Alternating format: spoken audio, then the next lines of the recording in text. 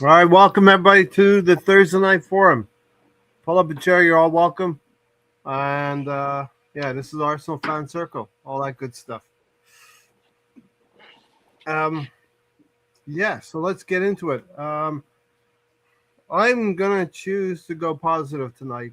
I see the fan base leaning into um, the doomsday device again of a second place finish, the doomsday talk. But I'm going to lean into the positivity, and I'm going to be talking a little bit about our opponent being pretty good. I don't know. I'm going to go to Stan and ask where's your needle at, Stan?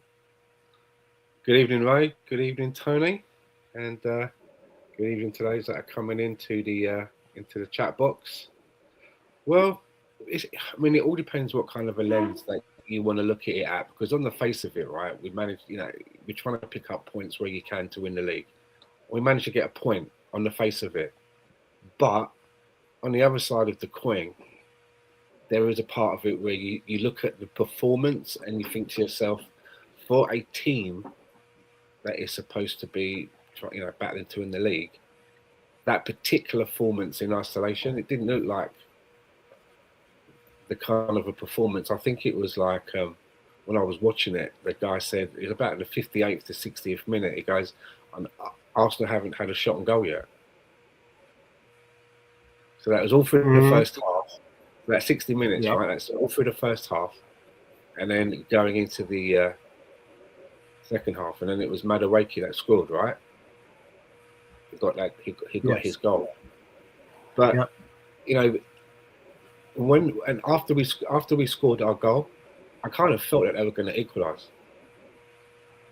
Yeah, I kind of felt it. They seem to have 2 goals, more control of the game, and then when they scored the equaliser, they looked like they wanted to score the next one as well. Yep. And we were then, we tried to rely on this defensive game that we have.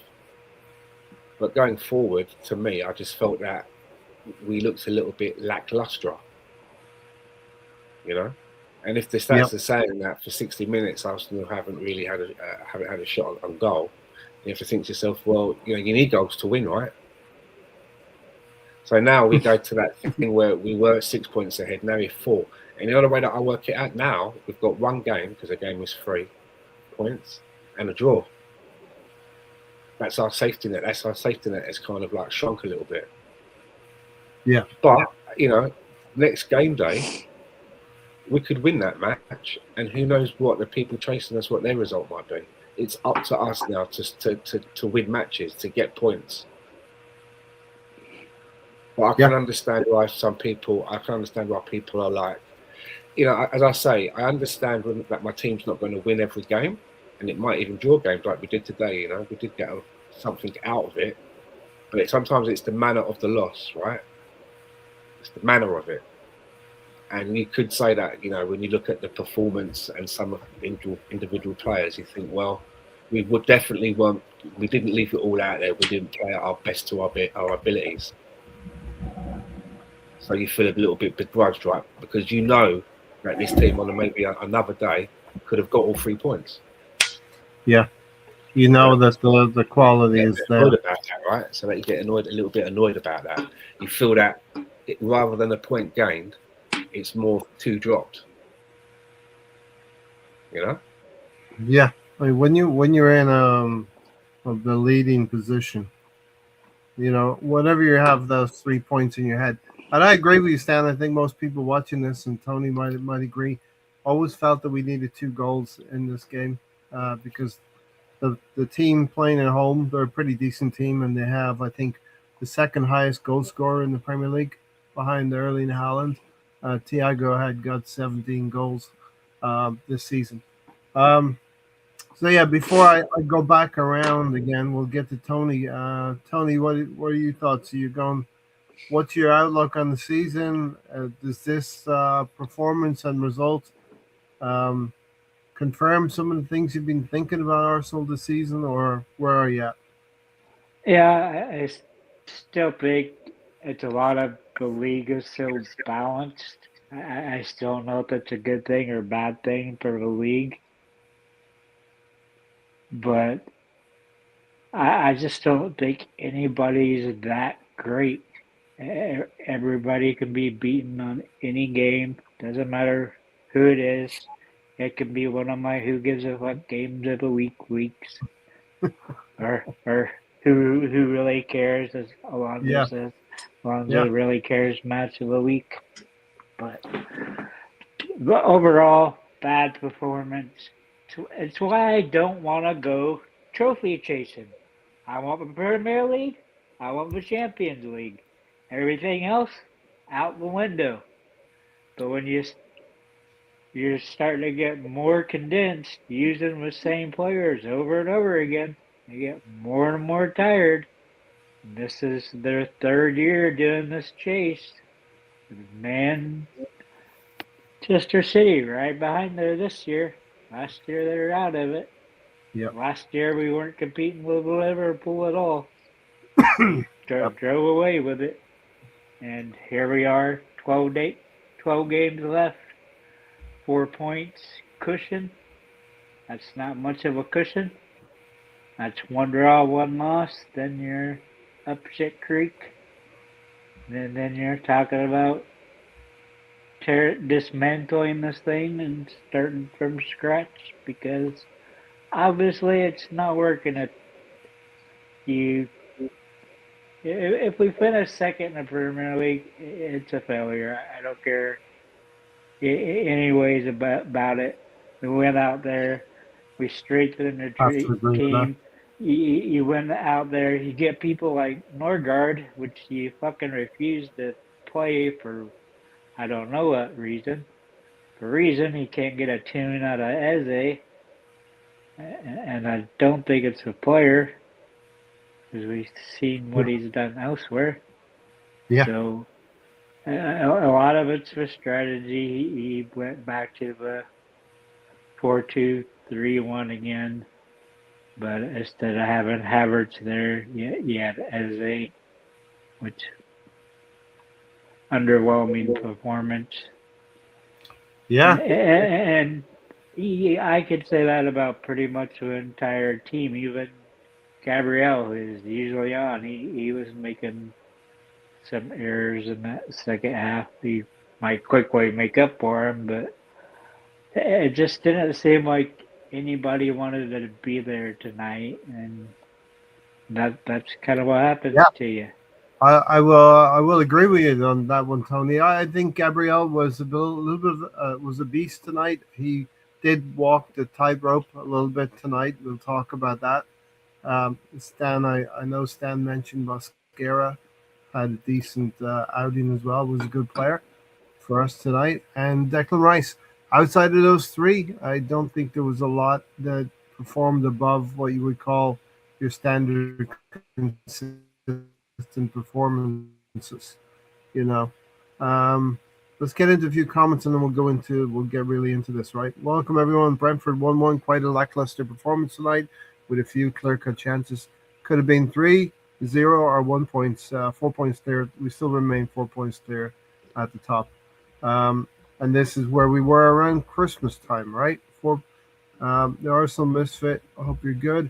Michael J is in the house as well. Michael J Socks. We look totally unprepared for this match, and sometimes maybe I don't know. Maybe we'll talk about it. Do you take the opponents into account in these situations? BX Gunners in the house. So yeah, we're getting a few people in now. Haven't believed we've been playing or looking like champions. Michael said there's probably been 3 or 4 performances, maybe five at tops, that have been what you call title-winning performances that you could put your finger on and say that was a performance of champions elect. Arteta got totally managed again. Um, City have the best squad in the league? Question mark. Maybe with the acquisition of Gay and Semenyo now, who started to score goals. They're scoring more goals up top, and they are conceding less at the back. But this is on the back of Stan. This is on the back of Man City getting out of jail against Liverpool at the weekend and beating a formality and beating Fulham yesterday, right? But anything, anything can happen now. I mean, here's a bizarre one. Let's say both Man City and Arsenal now go on and run and win all of their next games in the league. Arsenal win the league by 4 points.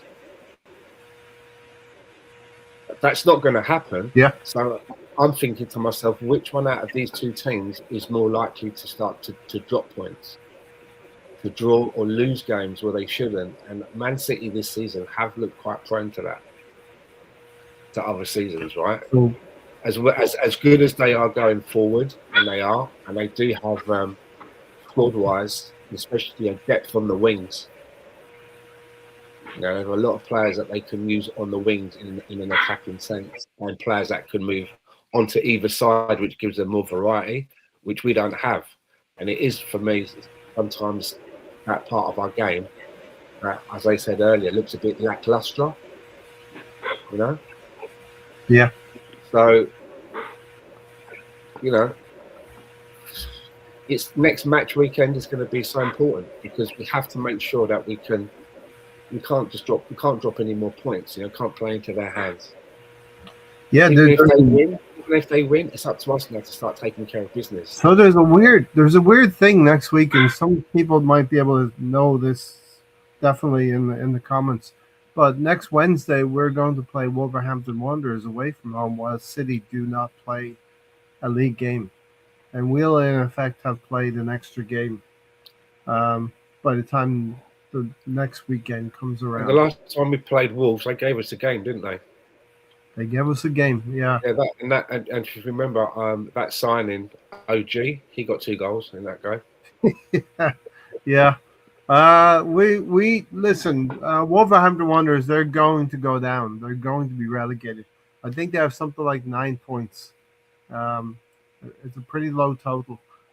If we can't go and beat Wolverhampton Wanderers, who are so poor, even on their own ground, we might as well forget about this thing. Arsenal Misfit, I'm going to put a star on this one. Once again, we ignored the middle of the pitch. It was all outside with crosses. And that's something that we have been leaning into lately. Haven't been playing through the middle at all.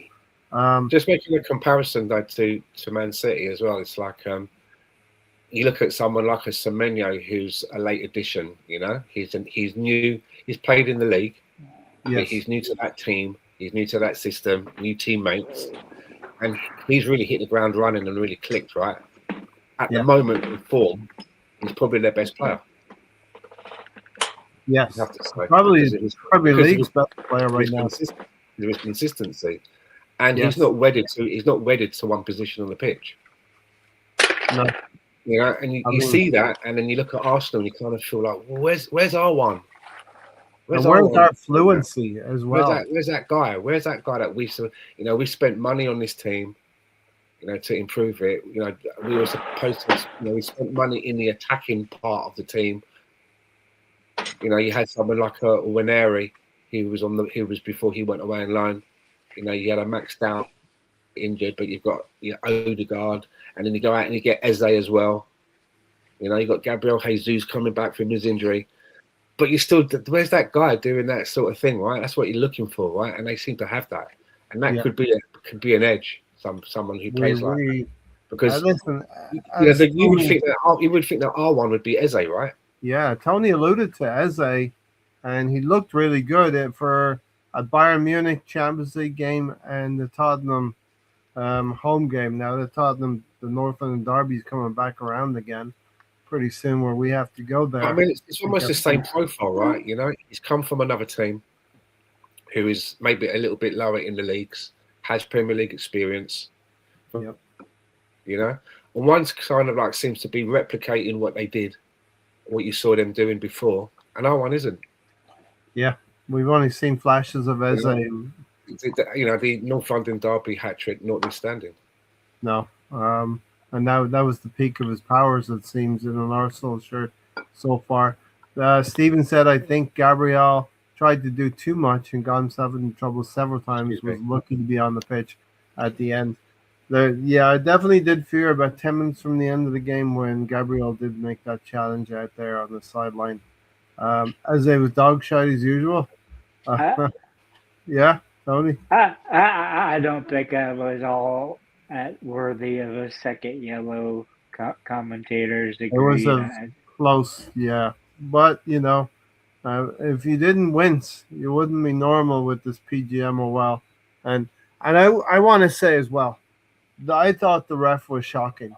And I think Brentford fans might say the same thing. I thought this referee was shocking. Um, he really leaned into every kind of hold, every kind of touch. The players understood what this referee was going to do. They went down each and every time, and the referee did give free kicks for the softest of physical contact. Gave some yellow cards for the softest of challenges. One more slip up and it's in their hands, mate, said Stefan Marcotti.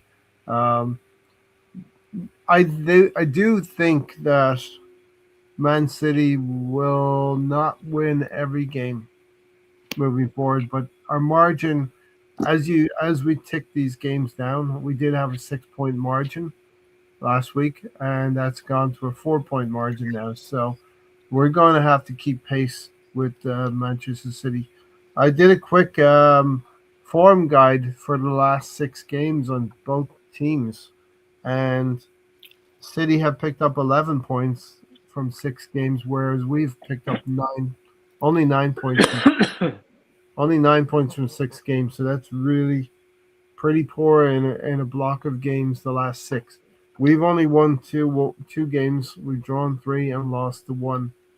Um, so we've dropped far too many points now in the last 6 games, and City have dropped a few, but 2 points better off than us. That leans into what Tony's saying. There's a lot of 12 left. parity, a lot of competitiveness in the Premier League, and you know, so I don't think that City's going to win 11 games in a row to finish the season. Arsenal certainly won't do that either, and that lends a little bit of nervousness to us, right? Semenyo and Gay have both been amazing. Yeah, Michael said so. They've fit in. Gay got away with a couple of things up at Anfield as well. Man City really got themselves out of jail at Anfield, and that's another thing that we were all.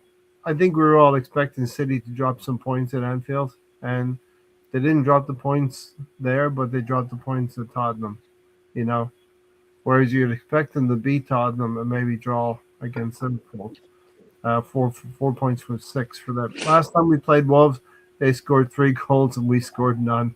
Yeah, I think there was a couple of OGs in there, Stevie. Yeah, he plays for us.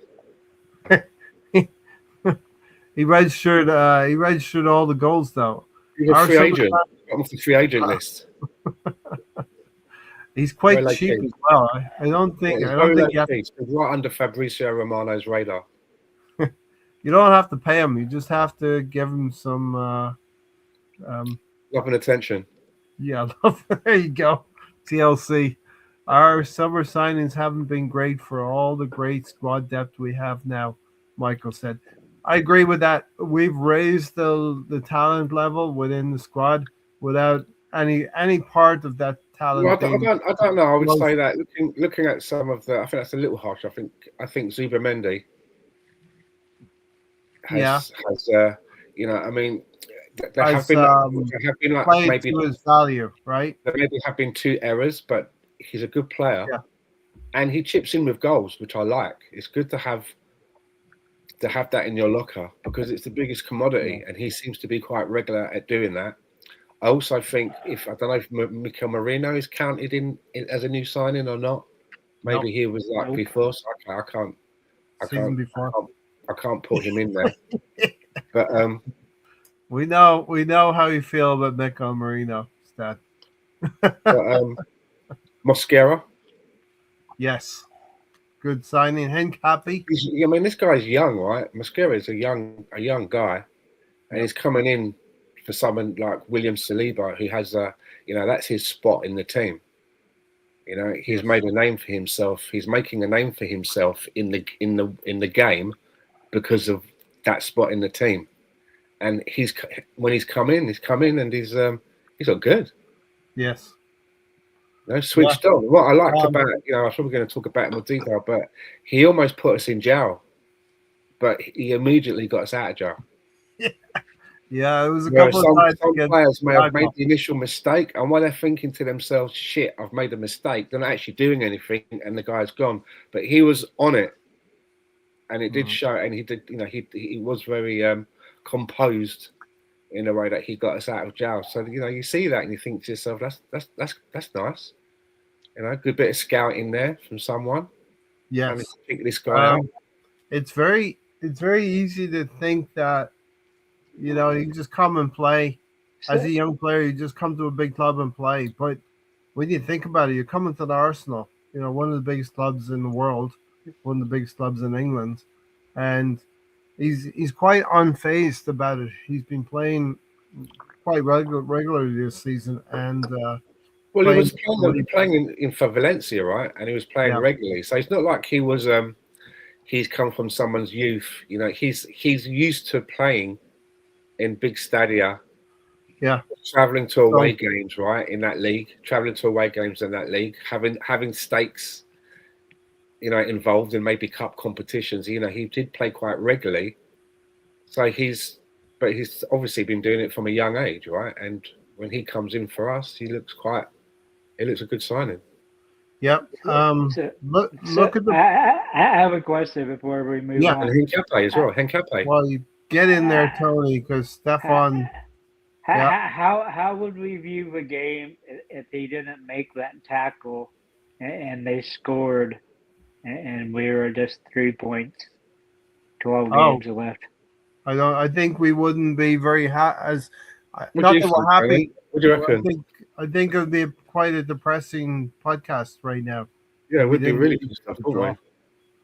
draw. Huh? We'd be really pissed off if it didn't go that way. But that's not what happened. This is what we're talking about, right? He recovered. He recovered Yeah, the very situation. well. That's what you want. You want little.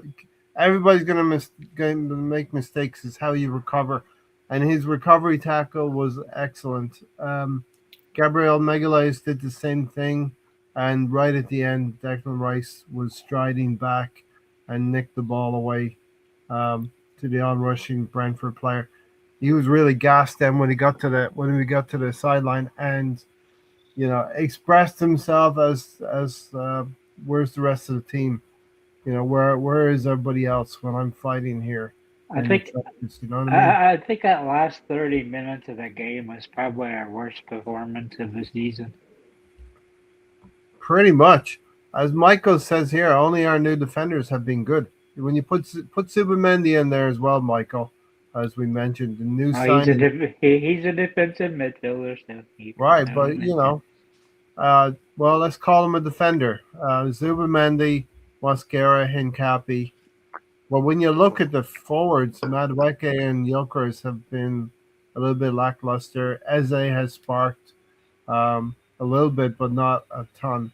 And then you kind of have to ask yourself the question: is Mikel Arteta equipped to use I don't these? think Madueke's been terrible, but you would say that.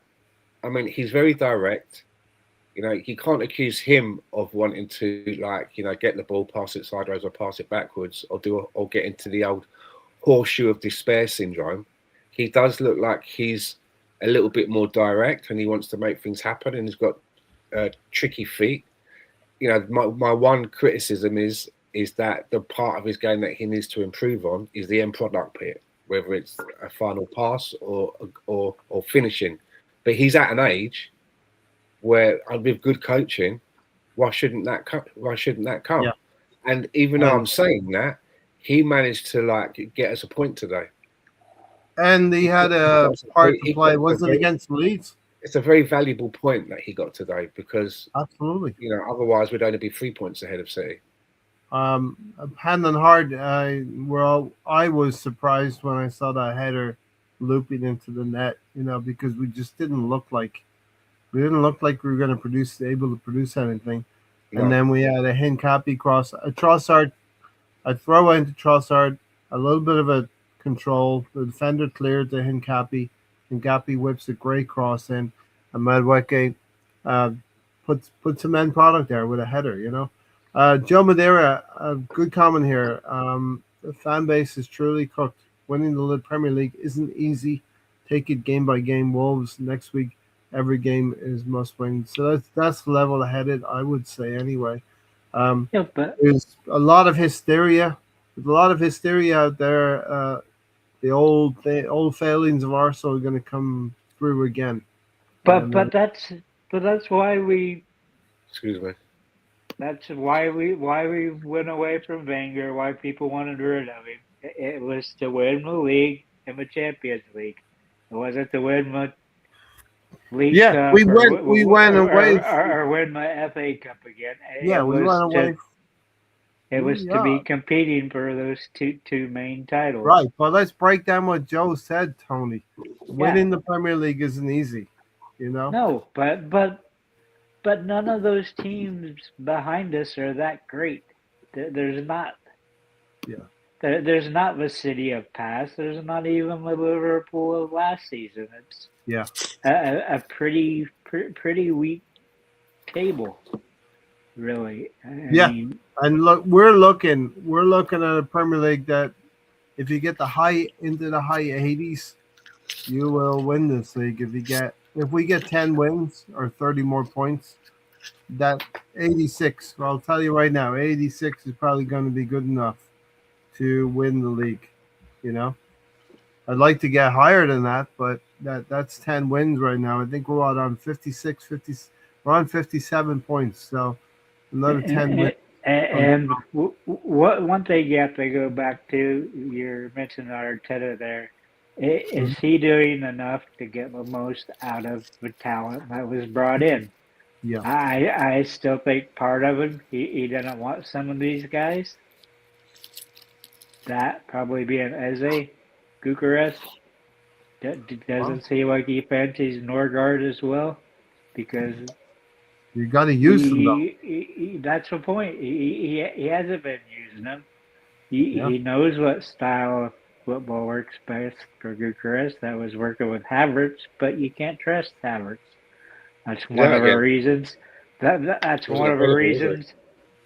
That's one of the reasons I still wanted a left wing and I wanted a left back, because Calafiori, he's gonna be one of those guys that you're gonna be lucky to get 20 games out of him this season.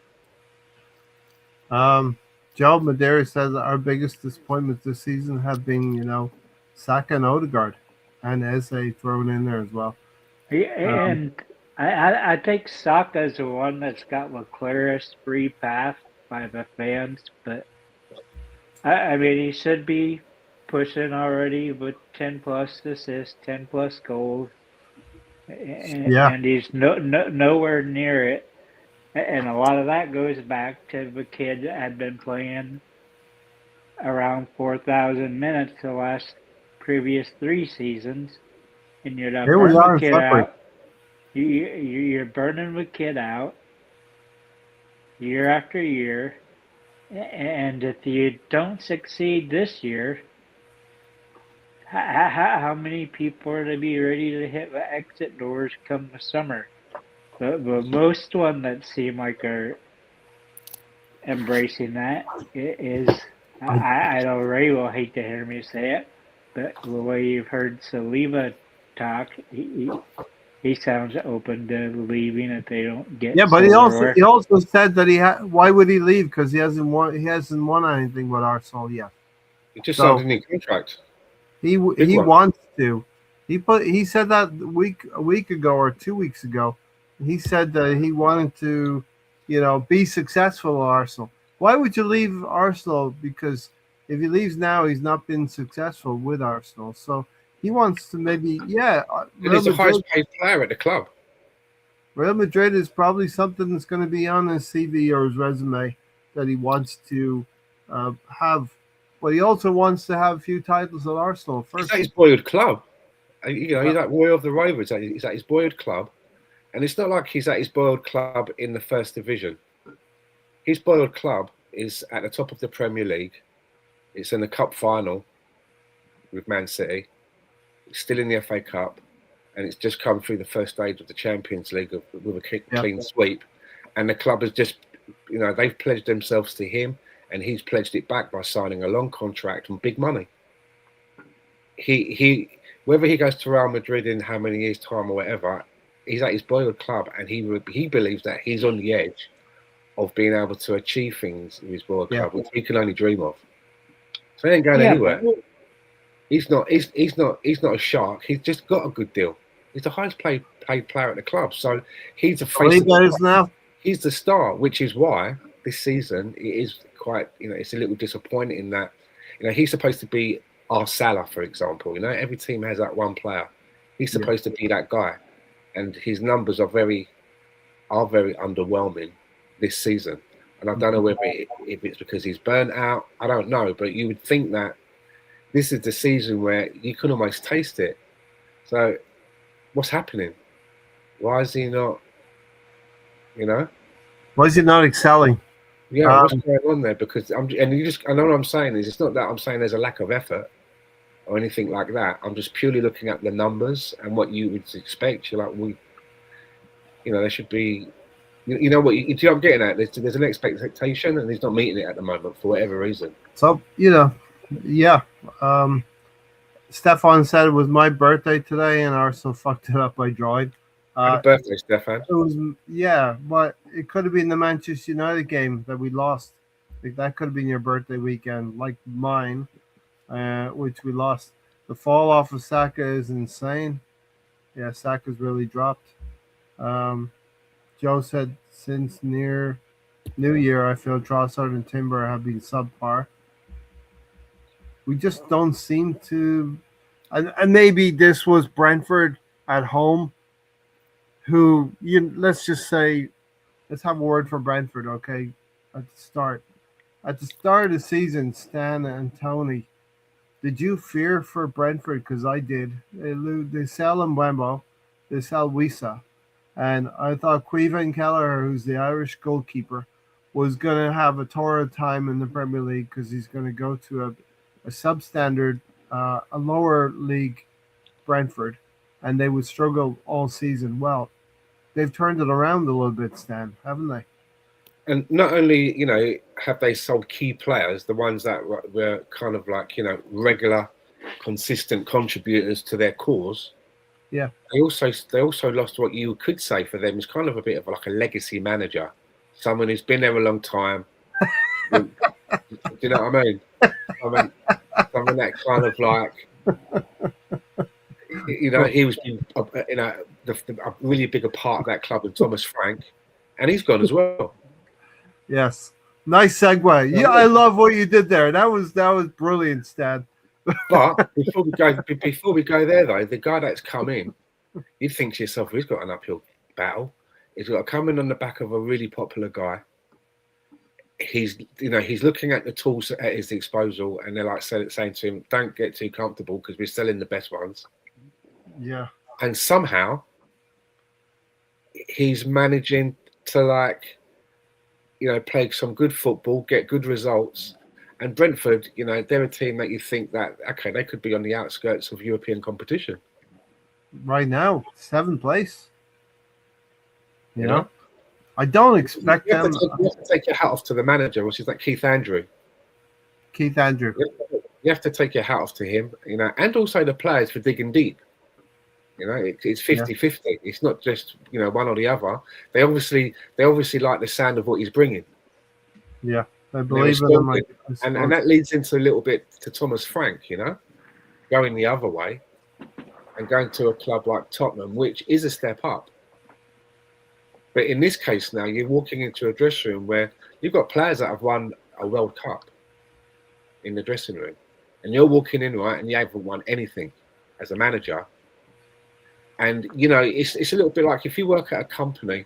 I used to work at this company, right, where I was a salesperson, internal salesperson, in a sales department. And the guy that ran the sales department, the sales manager, he'd been with this company for a long time. Before I got there, he hired me. quite an older guy, nice guy, but he, you know, and he had a team. I'd worked with him for a couple of years, and then all of a sudden there was some restructuring. He got retired off, and they moved someone else from another department who we kind of knew over to our department to be the sales manager. And obviously, this person comes in, and they're not just going to be the rinse and repeat of what you've just had. They're going to come in with some new ideas, a new attitude. You know, they're a new personality as well. You've got to get to know that as well. And you know, with some of the sales guys who've been there a long time, you're looking at this person, and within a month, maybe 6 weeks, you're going to either think to yourself, this person knows what they're doing and are going to continue to thrive, or this person hasn't got a clue and shouldn't be in this job. And I think that's what happened at Tottenham. Yeah. I don't think that they truly backed this guy. I don't think he had authority, and they were probably looking at him, and you're like, you know, it's like that guy that comes in from the other department. He's saying to the salespeople, right, we're going to do it this way because that's how we did it over there. And you're like, yeah, but this is sales. And at Tottenham, it's like, if he thinks that he can just go straight in there, yeah, we did this at Brentford, the players are going to be like, we're supposed to be bigger than Brentford. We're supposed to be like, I don't know. And I was listening to a few interviews by some media people about it. And again, they all seem to have the consensus that the reason that he lost his job was that he didn't have authority. He didn't have the kind of an authority in the dressing room. And you saw that a couple of their players, right, came out and said things quite publicly. And that's never a good sign if players, and the captain especially, is coming out and, you know, you'd like to think that if there is a problem, the captain will still go out and toe the line, but behind the scenes, you can maybe sit down and have a heart-to-heart and try and sort things out, or whatever the problems may be. You don't have to do it in front of the microphone, because that just means that the chain of command is now broken, right? That's all gone to shit. So it was only the writing was on the wall. When your captain starts doing the sort of interviews that Romero did, writing's on the wall, because he's not doing it on his own. He knows that other people in the dressing room feel that way as well, right? He's not a maverick. Yeah, it's crazy. He's speaking for the collective, the captain. Yeah. As long as the culture and mentality of the club will be to sack managers and keep the players that are there, they'll always be failing, you know. And I'll tell you something else about Tottenham's position, right? Because they're not far off of the relegation zone. No. And the problem that they've got, right, is that some of these teams that are down there that are fighting for relegation at the moment, they're kind of up for the fight. They're used to being in this kind of maybe a position, and those, you know, that sometimes you've got to dig deep, keep things simple or whatever. They're used to the fight. But Tottenham, they haven't been in this position. And I don't know if correct. I don't know if the players that they've got are up for that kind of a battle. Yeah. Because they're probably just thinking, you know what? If this team gets relegated, I'll be out in the next window, and I'll go somewhere else. Maybe back into the same league. You know what I mean? And Newcastle, and that might be their downfall. That kind of an attitude compared to teams that are already down there, that are like, you know, we really want to get up. Even if we can finish 1 point above the relegation zone, that's a success for us. Yeah. Where we're going. Do you know what I mean? Yeah. So Tottenham haven't got it easy. No. And let's not forget, they only finished one place above the relegation last year. Finished 17th. Yeah. And they won got into the Champions League through a back door. Imagine if they didn't win Europa, didn't have some extra money, they might be firmly in relegation instead of slowly getting closer to it. But the bigger problem is these teams, it's more and more like a corporation. You have what used to be the managers, are for the most part coaches, and you have these players that have all the power. For some reason, I don't understand why the managers of a team don't find these players when they just don't give a performance, or they go out and say stuff in the media Well, negative about the coach. you need those players on your playing for you, and that's the biggest part of man management is to Yeah, but be able to look at keep you could them look on at board. Arsenal as an example here. Like I know what you're saying because sometimes you've got these big personalities, right, and they're on big wages, and some of them, even though they may be going through a period where you think to yourself, they're not putting in the goods to wear the shirt on their back. They're not putting in the Yeah, performances, but yeah, they're still big faces at the club. They still have a big uh, uh, areas of support in the fan base, right? And yeah, it happened to Mikel Arteta, right? He had to come in for that Arsenal team, and he had to like probably play nice with a lot of players that he was looking at, was thinking like, nah, man. The kind of values that I'm looking for, the kind of principles that I want to build it on. I don't think you've got them, but I need to keep you. I need something out of you now because we're going to get to we win a FA Cup here. But as soon as all that was done, I mean, he made some big moves, right? Players like Aubameyang, and yeah, Aubameyang didn't even have no respect for himself because even on that documentary, they found out what he's in Barcelona. He was like basically, lifting his skirt up to other clubs, and that all got done, and he was out. Now that's not easy. And then Yeah, Mesut Ozil as well, right? Mesut Ozil was another one that he had to make a tough call about, but uh, he had the backing of the ownership, right? but with a boomerang, yeah, it's a little bit different because he got in a physical altercation with one of the coaches, never been leaked out who. Yeah, there's those stories as well, but it's still, what I'm saying is like somewhere like Chelsea, if a manager's probably got, if the manager has, let's say a manager of Chelsea, and for whatever reason there's a training incident, and the manager falls out, whoever it may be, with say Calcedo, and it goes on for a while, and there's stories, and there's this rift between Calcedo and the manager, right? The board are going to come in and just tell the manager to like either sort it out or because Caicedo is there. They do like investments at Chelsea, right? It's like he's their commodity. You know what I'm getting at? Like, the manager has to Yep. work with these tools. That manager yeah, didn't sign.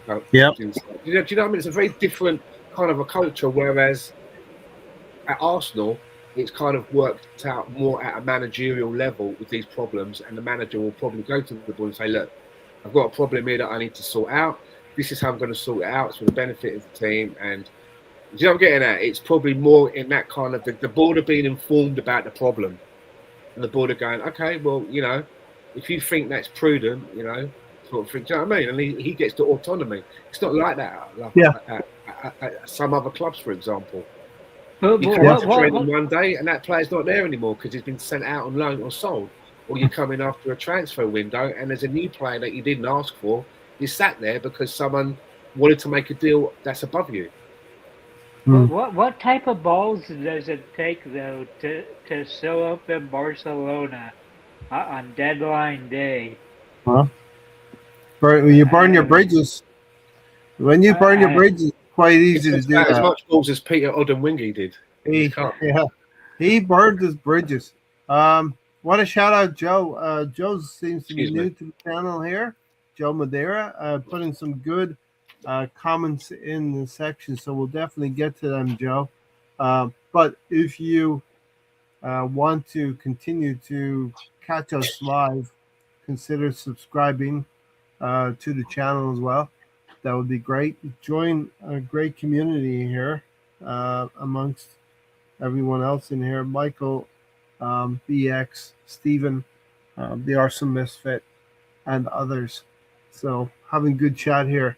The Raya save was world class, especially the save in the first half. He did pull off a couple of saves in the last 30 minutes of that game as well. It does seem that the game opened up a lot in the last 30 minutes, Tony.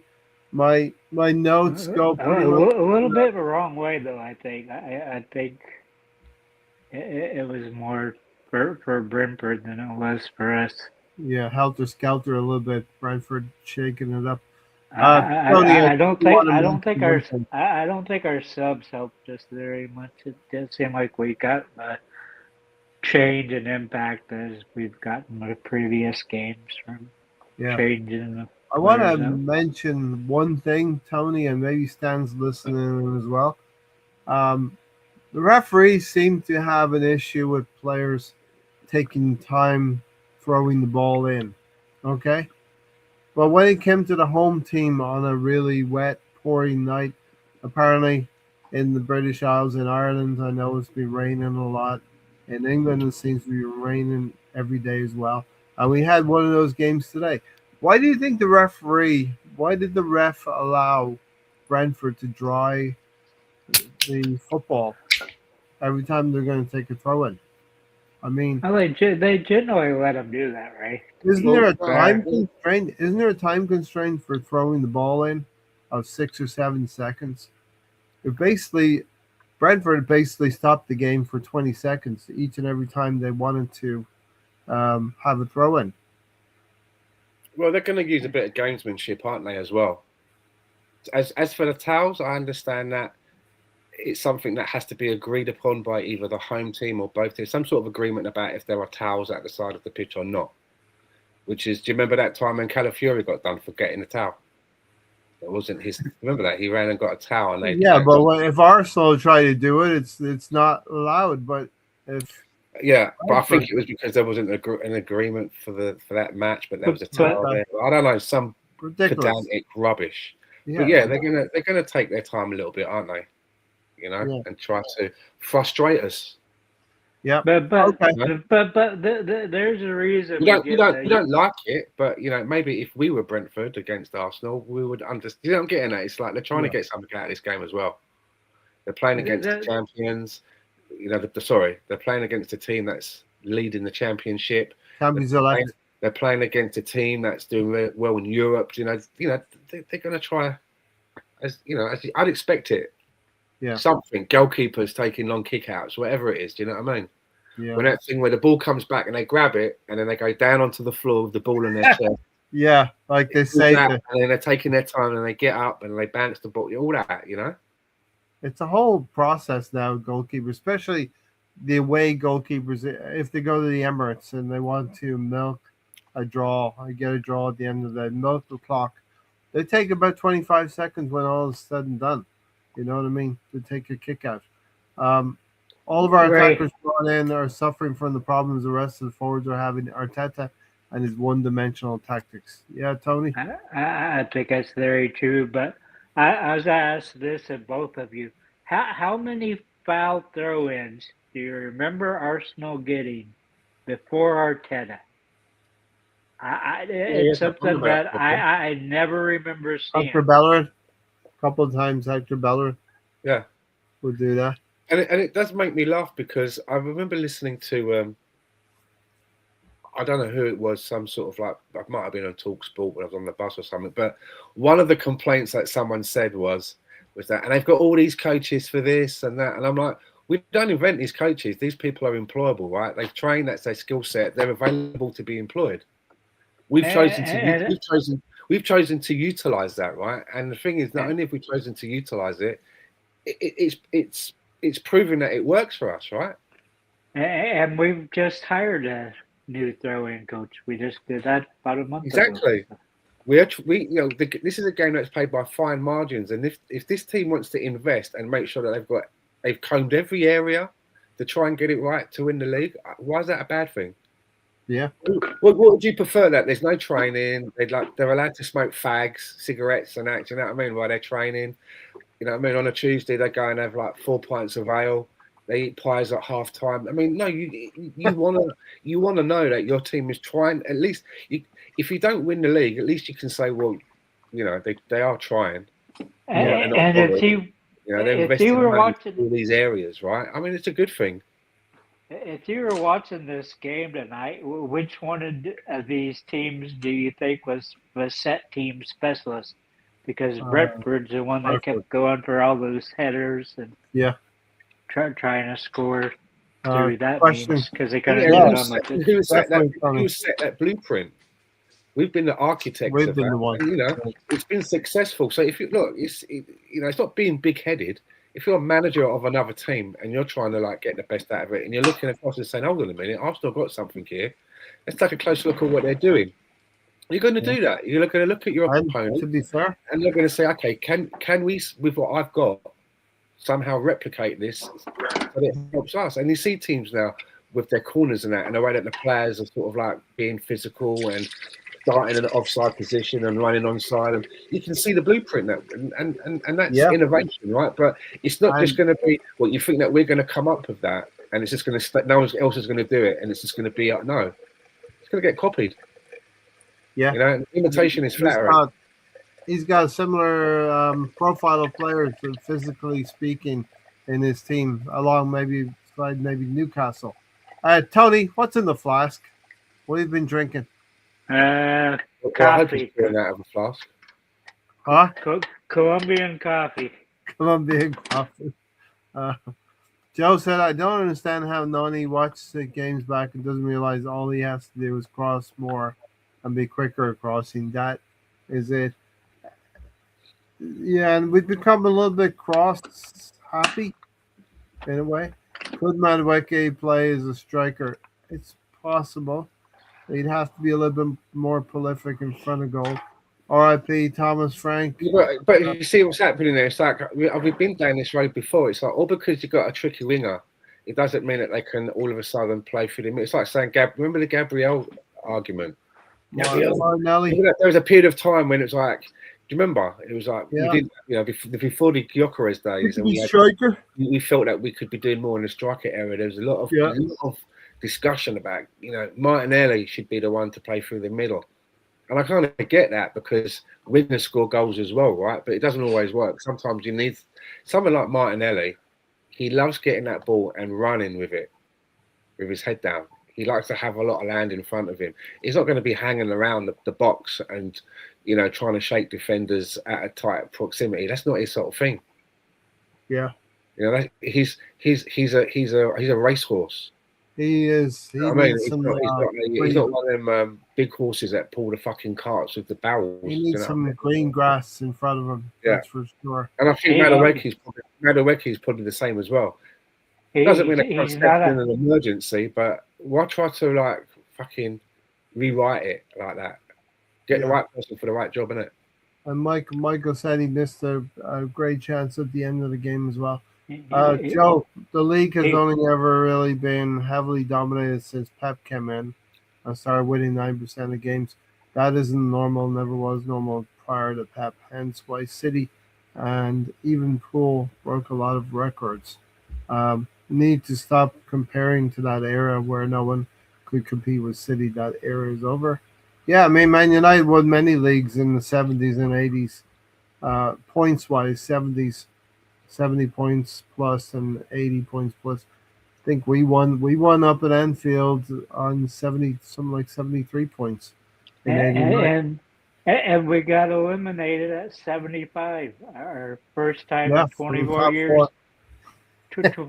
First time in 24 years.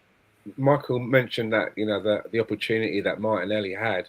And when you watch that back in slow motion, you just think to yourself, why are you taking that first touch? Yeah. Just pull the trigger. And I saw, he could have let that. I know that he's a right player, but he could have let that roll across and took a shot with his left.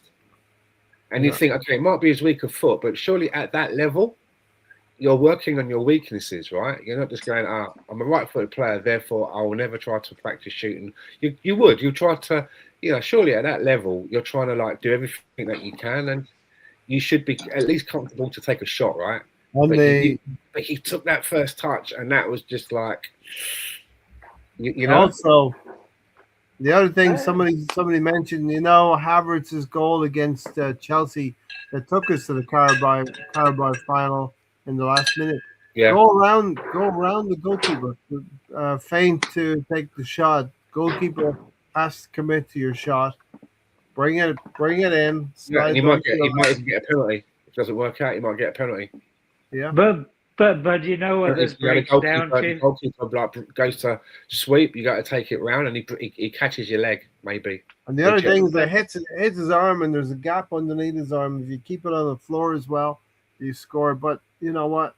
It's easier. You, It's easy for us sitting in Yeah, here. of course. Either that or yeah, seeing. and you have a commenters quick to point out that he should have shot it. But there's one thing that always comes up with Martinelli. That's why Trossard's been playing this year. Yeah, Plus, he yeah. teams up better with Bucharest.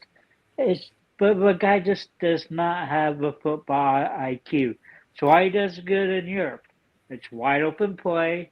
He can get there. He can be on a flat track and run straight up a goal. Premier League, it's straight down the flank. Yeah. Ball's dribbled out the back. Other team throws it in.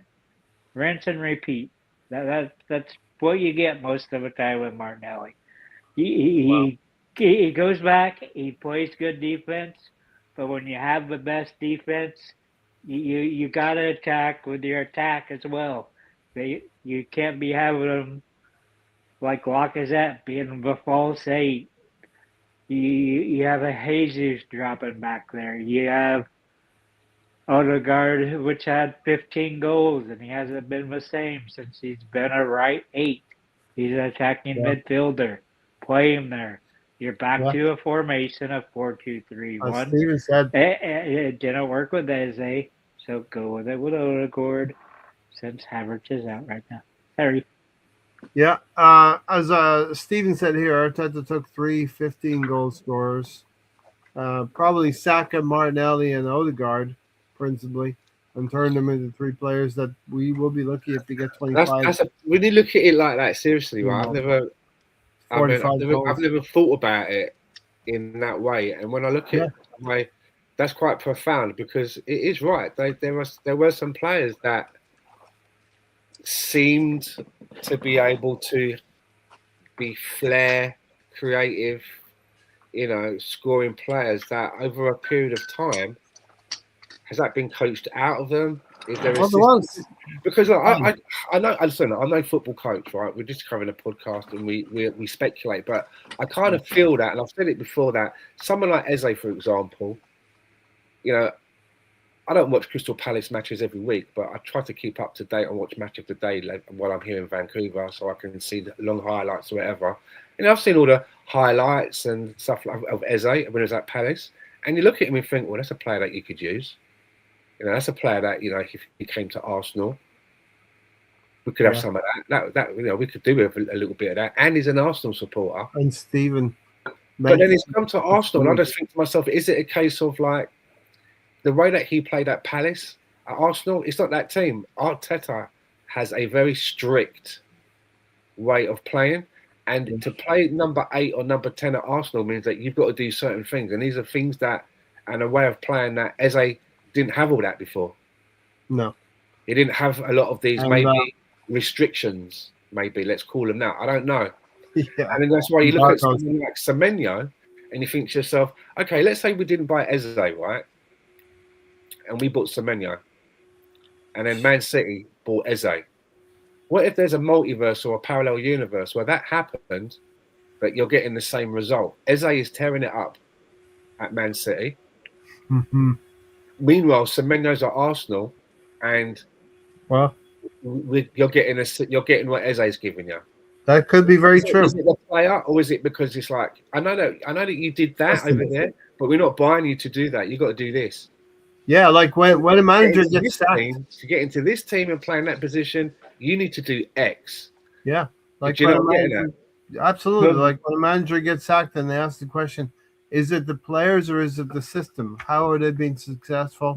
How are they being so poor? And very often, I think you're right, Stan. It's the system. And we got my answer, right? It's the thing that stuck out to me most in the Amazon documentary. Excuse me. Because it's sitting there, it has Arteta telling the players, I can trade you guys out, put different players in, but this is a way we're going to play. He's got this really rigid system. You got this slow build-up, and it does not work with Bucharest as good as it should. I mean, he's doing all right. As long as he gets 12 league goals. I think it's a successful season. I want to push it Considering, to 15, yeah, but 15. he didn't have a preseason All right, ready. all right. That's fine. We don't That's play fine. we don't Let's play not go over football. old tracks. But We don't Tony, play. Michael had some. Michael had a good comment in there. Haven't watched the Big Lebowski in ages, so referring to you, Tony. And he says, "Sorry, Yes, Tony. Sorry, Tony. LOL." And Stephen also mentioned to say wanted to he say, didn't call me but dude. He said "No, call we're me gonna the call you, dude. dude." Stephen wanted to say it was 15 goals, not 25 between all three. He only would think we're going to get 15. Saka has scored 4 goals all season. That's pretty darn poor. And maybe the club knew something about his injury. I don't know. Maybe they wanted to mitigate against his injury last December. But Joe's got a But good point here as well. We are in for major drama over the next 3 months. I hope so, Joe, because this is a rivalry that needs to be fostered. This is a rivalry that the media wanted between Jurgen Klopp and between Pep Guardiola. We're now seeing Pep Guardiola use Semenyo, Holland, Foden in free flowing ways, scoring free flowing football, scoring, yes, against Fulham. But, Fulham are a decent team. As Pep said, they can hurt you if you let them. And they put them to bed pretty quickly. We're in for major drama over the next 3 months, as Joe. City in the final and City in the league is going to be massive and will likely determine the outcome of how we end this season. We talked about this last Thursday night on the Thursday night forum last week as to we dare not lose the Carabao Cup final. And I know Tony doesn't want to pursue these extra games, but if you look at it, we have a final. We're here where we are right now in February. We have a final in the Carabao Cup. And if we go to the FA Cup all the way, it's only 3 or 4 more games. I know you don't want to yeah, be. I know yeah, you but don't. Ray, we were like 10 points ahead or whatever we were. But if you get there at the end of a season and the only thing you have is a League Cup, no Champions League, no Premier League trophy, you have to say it's a disappointment, right? Yeah, Totally. Look at the strength of yeah. the league. If you Yep. look at just the strength of the league, you But do you know look what, at Tony? where. Can I just say, I'd be disappointed, obviously, but at the same time, I'd also be grateful because at the end of the day, right, there's only 4 things in England that can be, in the big league that can be won. Only 4, and there's a lot of teams that compete for that. So even if I got one of them, I could be disappointed if it's just that. But I'll enjoy it when it happens. I'm not going to But resent it, and I will be grateful for it. But I can still be that's not why disappointed. we You know what I wanted mean? the I'll be change. disappointed. That's not why we wanted the manager change. It's to go I after agree. those Yeah. I two agree. big You hear what I'm prizes. saying? I'm like saying that winning a cup is great, and I'll enjoy that. But I will be disappointed if we I just win think the cup. Of course, I think I'm not also going to what we resent have it. to, I'm not going to poo-poo it. I'm not going to yeah, stick my nose up at it. Do I you know what think I mean? You can only I win think what 4 we things. have You know. what we have to say is we have a 4 point advantage. Let's say the league starts today. It's a 12 game league, and we have a 4 point head start over Man City, and that to me that should be enough to get us over the line. If we're Should be, anyway, Ray. if we're good enough, we should already be thinking this Premier League is won. You know what I mean? There's a lot of football there, but we got a 4 point lead to win The over 12 games.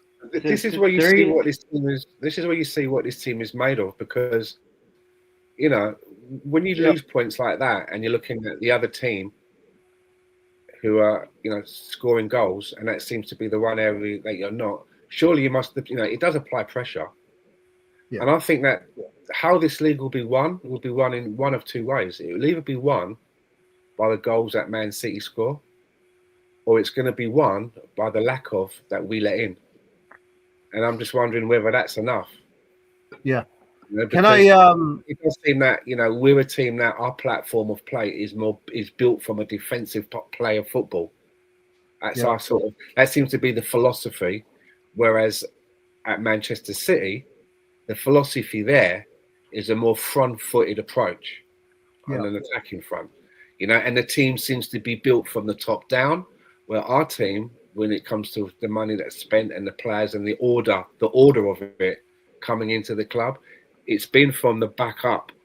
And the amount of times that, Mikel Arteta had to find the right keeper, and he was persistent.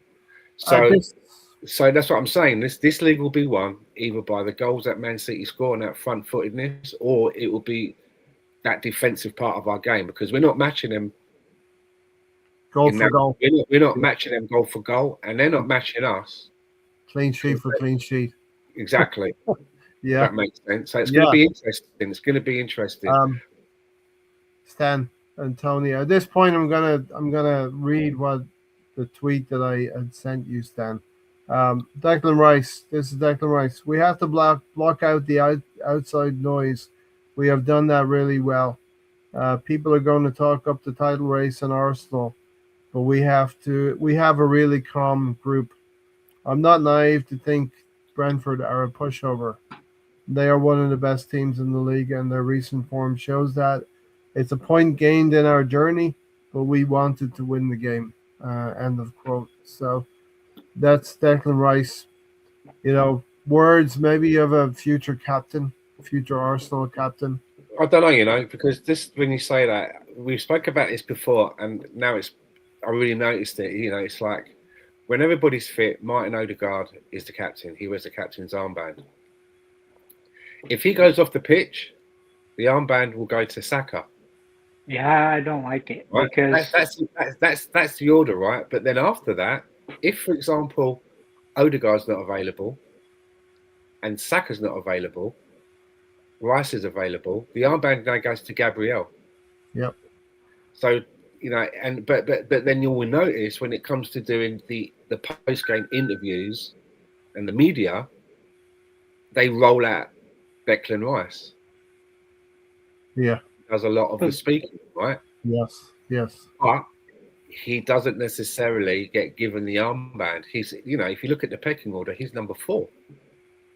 But you see him on the pitch, and when it's in the heat of a game, he's directing, he's shouting and telling players what Tony Adams would, and it's being accepted. They're not saying "fuck off, shut up, mate." Don't you know what I mean? It's who are you? Yeah. It's respected. So I don't really know what the armband means, but I suppose it's like Martin Odegaard's a captain. If he's not there, then it's got to be your star player, your Cristiano Ronaldo, Salah. Do you know what I'm getting at? And that is Saka. He's the face that sells all the staff. He's the star boy. Gone through the academy. Do you know what I mean? I don't like Saka being. He's got the biggest contract, so he's going to get the armband. But then after that, it's Gabriel.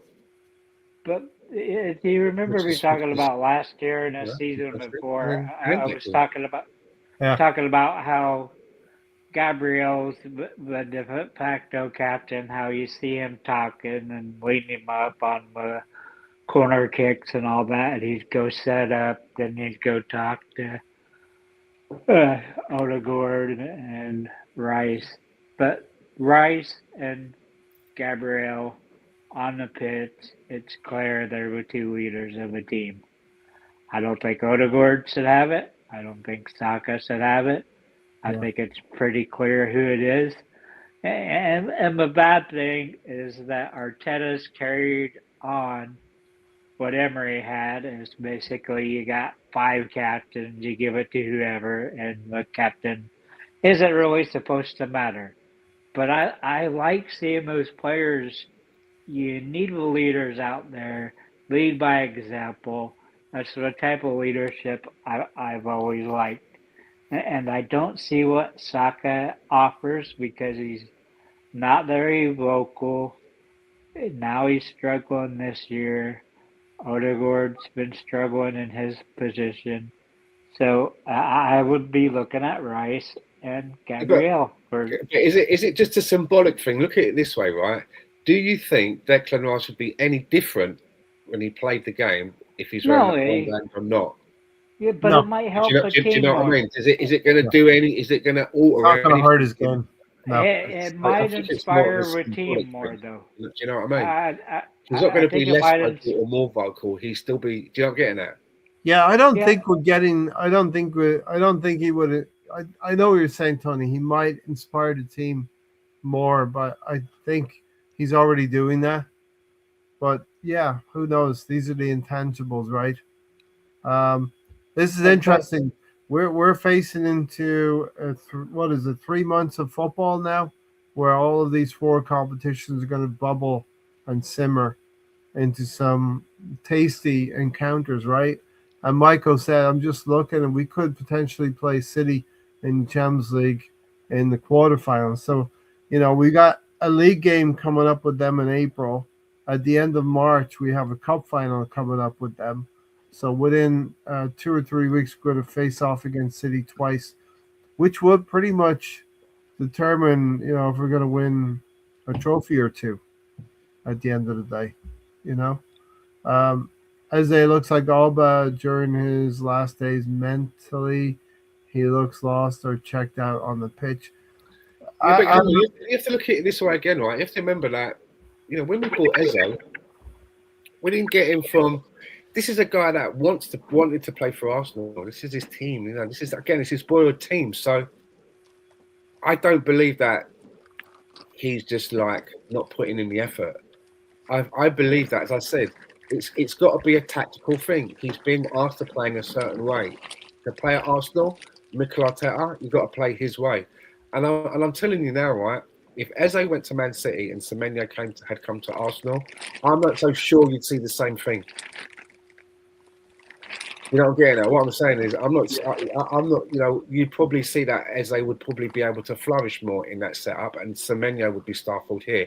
Maybe. I'm no coach, but I'm just saying I give that idea credence. I don't think that Eze's come here and is putting his feet up. I think that he goes to training, and I think he's giving it his all. He loves this team. He never thought this was going to happen to him. He got to 27 years old and probably thought that the opportunity for him to play for Arsenal had gone. And not only has he got the chance to come to Arsenal, he's in a team that's at the top of the league, going to a cup final, still in the FA Cup, and had a clean sweep in the Champions League. So when he gets to play, I don't think that he's being lazy, not trying. All of a sudden he's crap. I think he's playing the way that he's been told that if you want to play in this position, this is how you got to play it. Yeah, I think it's a little bit more of that. it's scary. Just my Sherlock Holmes assumption. Doesn't mean I'm right. That's always scary. BX is right here. Busquera could be the steal of the decade. This could be a player for best part of 10 years at Arsenal. Who knows? The subs are not I great. also have another theory as well. One last thing about Eze. I've said it before and I'll say it again. That number 10 shirt should have been burnt a long time ago because after Dennis Bergkamp, players who wear that number 10 shirt, something always seems to not work out. You have to think about it, man. William Gallas. Do you know what I mean? That was a bad move. Jack Wilshere, no fault of his own, but wasn't able to reach the heights, right? Because of injuries or whatever. You know what I'm getting at? Mesut Ozil. Look how that ended up. How that soured. And I was like, you know what? That number 10 shirt at Arsenal is cursed. Cursed. Either we get it exercised or we just burn it and forget about the number 10 shirt because players that wear the number 10 since Dennis Bergkamp, it's never worked out for me. This is you've said that before, and I want Eze to be successful. Emile Smith Rowe had. So if I signed for Arsenal and I said, "Would you like the number 10 shirt?" I'd be like, "No." Yeah, Emile Smith Rowe had it, and he's been moved on. Smith Rowe. Exactly. Joe said same with Rice when Odegaard intercepted that pass in the 66th minute. Odegaard steals the ball, and he drives into the box, passes to Declan Rice. Decided to take a touch and pass to the Jokers. He should have just shot first time. Don't give the keeper defender time to react. And this is Keith Andrews has Brentford playing a very high tempo, very physical game of football in the Premier League, and it's working for them because it seems to me like I've not watched Brentford every week in week out, but it seems to me like the whole team is working for Igor Thiago up top, who is the second top goal scorer, and it's working very well. Um, and he had a chance right at the end. It was a narrow angle, but it scared me a little bit. You know, when Yeah, me too. we blazed that shot. Yeah, there's some 'Cause you're, venom behind that one. you're thinking about a goose egg. You're thinking about 0 points at some point because Brentford did put us under the cosh a little Yeah, bit. To say when that yeah. ball got to Martinelli, it arrived at the wrong time. He had to play it with his right foot. You can't tell me that towards the end of that game, you were thinking to yourself like they're gonna score in a minute. Yeah, They had that sort of feeling threat. about them. Yeah, It weren't the like it's gonna finish. It wasn't like it's gonna finish 1-1 and we're just threat. gonna And squeeze the life the, out of it. Now they looked the like that they were gonna score another one. the And I thing was that like, we've been doing to other teams, yeah, it's gonna Stan. be one of those last minute ones, isn't it? It's gonna bound to be. That's what I was thinking. It's bound Yeah. to be one of those last minute ones, and the whole So, stadium goes crazy. do you know what it felt like? So it Luckily, must have felt like what all other teams had to face Arsenal because we've been doing that all season to other teams. you know what? Arsenal, when that final whistle went, they shouldn't have even gone into the changing room. They should have just gone out in their kit, got on the coach, and left, and be happy to get that point, and then Those showers, change into your regular clothes on the coach on the way those back to home. showers for you. Exactly. Because we were lucky to get out of there with a point, really, to be fair. And that's why I say fair play to Mosquera, because Good call. it was the difference. That one goal was the difference between being 3 points ahead of Man City or 4, and every point helps, right? He So has, yeah, exactly. He has put a portfolio together for the season. He played at Anfield. He had to step in and play at Anfield and didn't look out of place. And I can't remember. Okay, I can't remember a mistake that he's made that led to a goal. You know, he made a mistake against Thiago, but recovered quick, smart. And Thiago was looking like, where did he come from? You know what I mean? I thought I went past him. Eze is suffering, in my opinion, from playing in a team that is superior and has lots of the ball and lots of bodies behind the ball defending. He needs to get used to the different styles of how we play. But then But you would also, think as well, right? They have that adage, like we used to see what Semenyo did before he went to Man City, and he caught the eye, right? Now he's got to yeah, Man City, and like you would say that the players that he's now playing and training with, and under the management at Man City, is far superior than what he was doing week in week out at Bournemouth, right? No disrespect, but he's yeah, got better players around him just purely by their price tag and what they've won and all that, right? And yeah, he's flourishing. So a lot of it does, and you would say like Eze is similar. You have to say that, on the team sheet and the players that Eze is now training with and the methods, it's got to be a step up from what he was doing at Crystal Palace.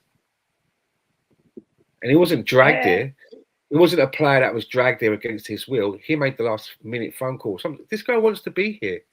So if he's not doing what we thought he was going to do, the way that he looked at Crystal Palace, it's got to be because it's a tactical thing. We don't have room for that. We like you, you're good on the ball, you can move it around, your pass completion, but there's certain, to play in this team, you've got to play it like this. And I yeah, think that's a little bit what happened to Trossard, because Martinelli, for a long time on the left wing, was like the starter.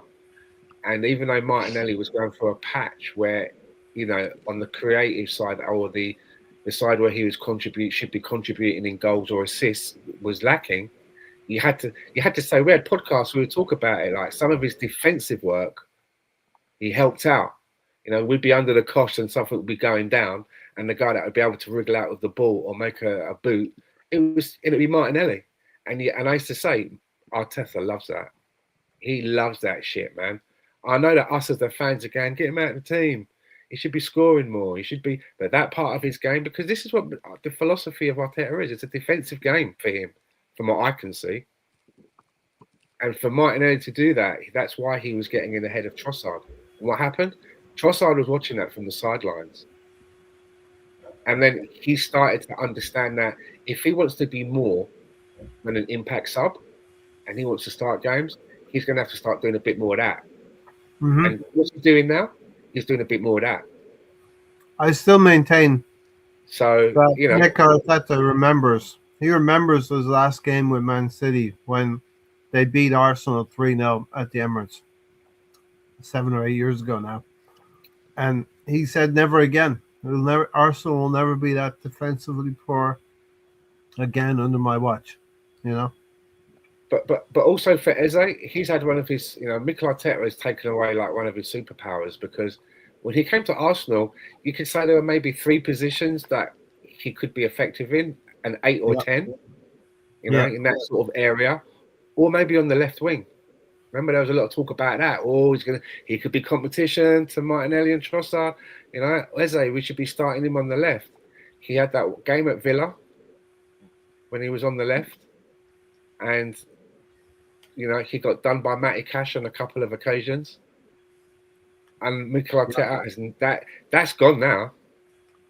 That feather in his cap that he had, he come in here and have a few positions. That's a feather in your cap. One of them's gone now because Mikel Arteta does not look like he wants to ever put him on the left wing again. Yeah, that's off the table.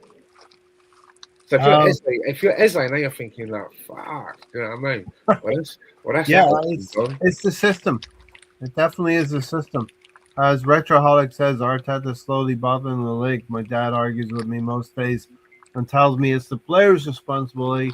No, it's up to the manager's tactics to find a way to break the teams down. You got to put the players in the right system first and foremost, and then they can let their talents show through. But hold on a minute. I hear what you're saying, but look at Arteta's MO as he's been our manager, right? Yeah. Arteta is not shy of buying a player that when the player is bought, he's known for playing in position X. He comes to Arsenal and he's now being played in position Y. That happens a lot. I mean, you have to just look at when everybody's fit, right? If you look at our back 4, which one of them are not centre backs when we bought them? Which one of them were actually fullbacks? Were playing as a fullback week in, week out when we bought? None of them. They're all centre backs. Kenkepe is a centre back, but has played at left back White when he's needed to. But he wasn't like, right, you're a left back and we're picking you for that. He's a left centre back. Same with Calafiori. But Mikel Arteta decided. I mean, you're saying like, well, you buy the player that plays in that position. That's obviously not Mikel Arteta's philosophy, because he hasn't done that in defence. Every single one, when everyone's fit, is essential. Ben White may have been able to have played at right back, but ostensibly when he was bought, his playing history was as a centre back, right? Now he fights for the right back position with Timber. Yeah. And speaking of Timber, where did he usually play? He usually played as a right centre back. Could play at right back. So he does a lot of and maybe it's right or wrong, but he sees a player and he thinks, I'm going to use that player like this. But he never went mental. So do you remember them days when we had like players like Callum Chambers and people say play him as a CDM because it says he can play CDM and FIFA and he's played there twice. So no, you can't do that. You can't do that. Granit Xhaka. You can't do that. The best example of that is Granit Xhaka, right? There was one, for whatever reason, was it an emergency? We had to plug a hole. He had to play at left back and had a great game at left back. And everyone all of a sudden was like, play him at left back again. And maybe the manager at the time heard him because he played him at left back again and it was fucking awful. Fucking terrible. Shout out to it was just swept under the fucking carpet and it was never mentioned again. So sometimes it works and sometimes it doesn't. Do you know what I mean? Yeah. Shout out to Tiger Gunner, who's just joined us from Australia. Michael, what's I don't worse? think we've got a than- natural fullback in our squad, have we? No, we don't. And Even look at Zinchenko. Pep Wasn't started really doing a that. natural fullback when we had him. It's a. I No. don't know what's happening to what fullbacks no longer required. Then is it just us, or is this a trend? Well, Because they I cut think Guardiola.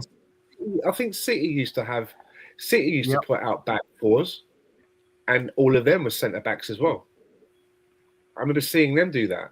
Yeah, you know, the one playing at left back has played at left back, but they were typically a left centre back. Yeah. Something like that. But maybe that's just the way. I mean, that's the where way it's Pep going. went a few years ago. Michael Yeah, said, Pep- what's worse is we could win the Carabao Cup and lose the league. Well, I wanted to do better than Liverpool last season. Liverpool won the league, but didn't win the cup, as they didn't have a double of any kind. That would be so disappointing. And you know, we're going to find out very soon about the character of this team. What you know, have they got the balls? Have they got the mental fortitude? Because what I mean is, it's like there's a couple of fixtures that are coming up, and this Carabao Cup, because of who we're playing, is a real marker. Whoever does well in that game, it can really give you a boost. Or if you don't do well in that particular fixture, Arsenal, Man City, in a cup final, even though it's the lowest cup, but these are the two teams that are fighting for the biggest prize. So if you don't do well, you know, that can also play on the mind as well. It's so important. It's almost like a dress rehearsal. It should be treated. It shouldn't be. This should not be treated because it's the fourth lowest, you know, trophy that we can win. We can afford to put out a weaker team because we're focusing on bigger things. There's a bigger picture here, and it's psychological. Because the opponent is Man City, and they're the ones we're fighting for the league, we've got to beat them here. So you can't afford to pussyfoot around and put out a weak team. You've got to put out your strongest team and put them to the sword. Because then when you have to play them in the league for the big one, they've got that memory of being really fucking hurt the last time.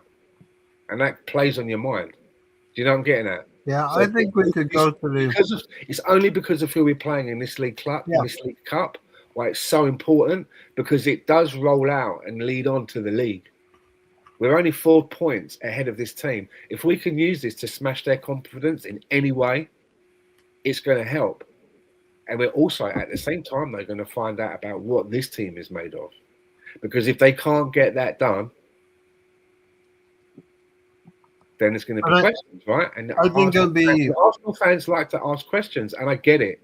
This is, you know, this is a fan base that has seen their team come second at the dance 4 times out of 5, right? It hurts.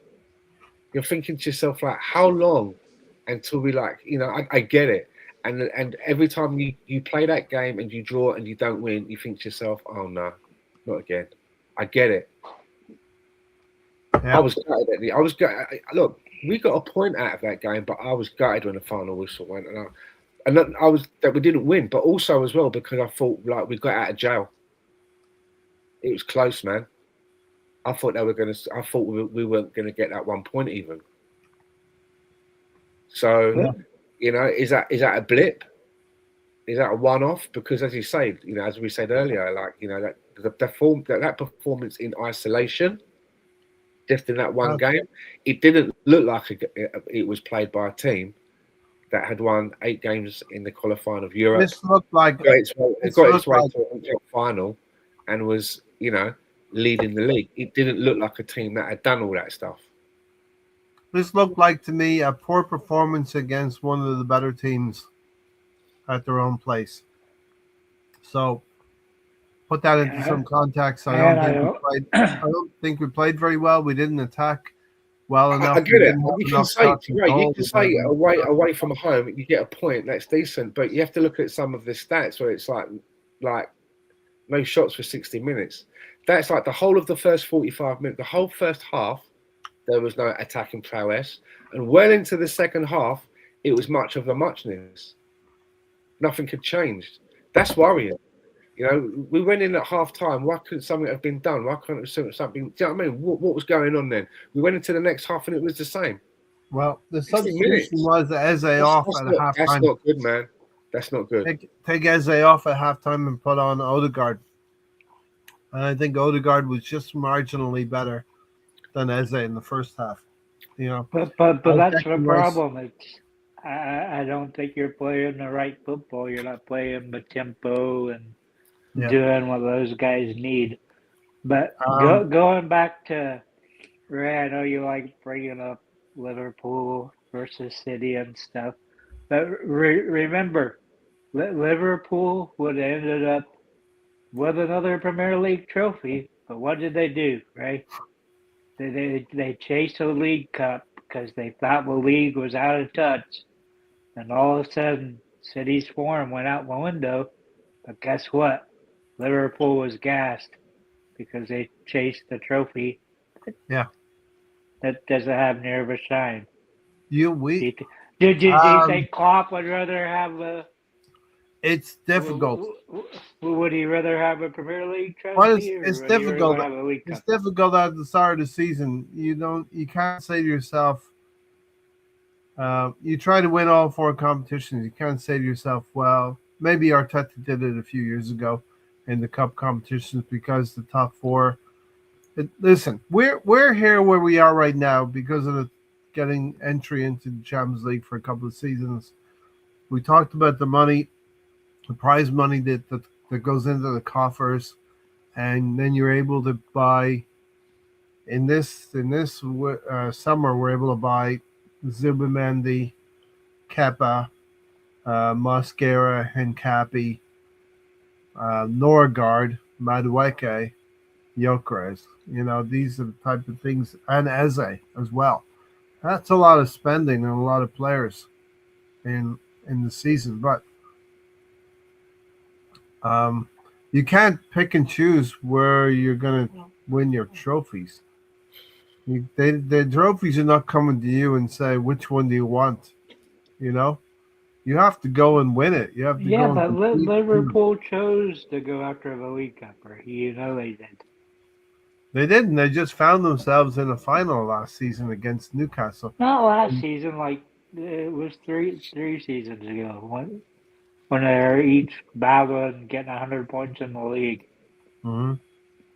And Stan's thinking. Wonder what Liverpool were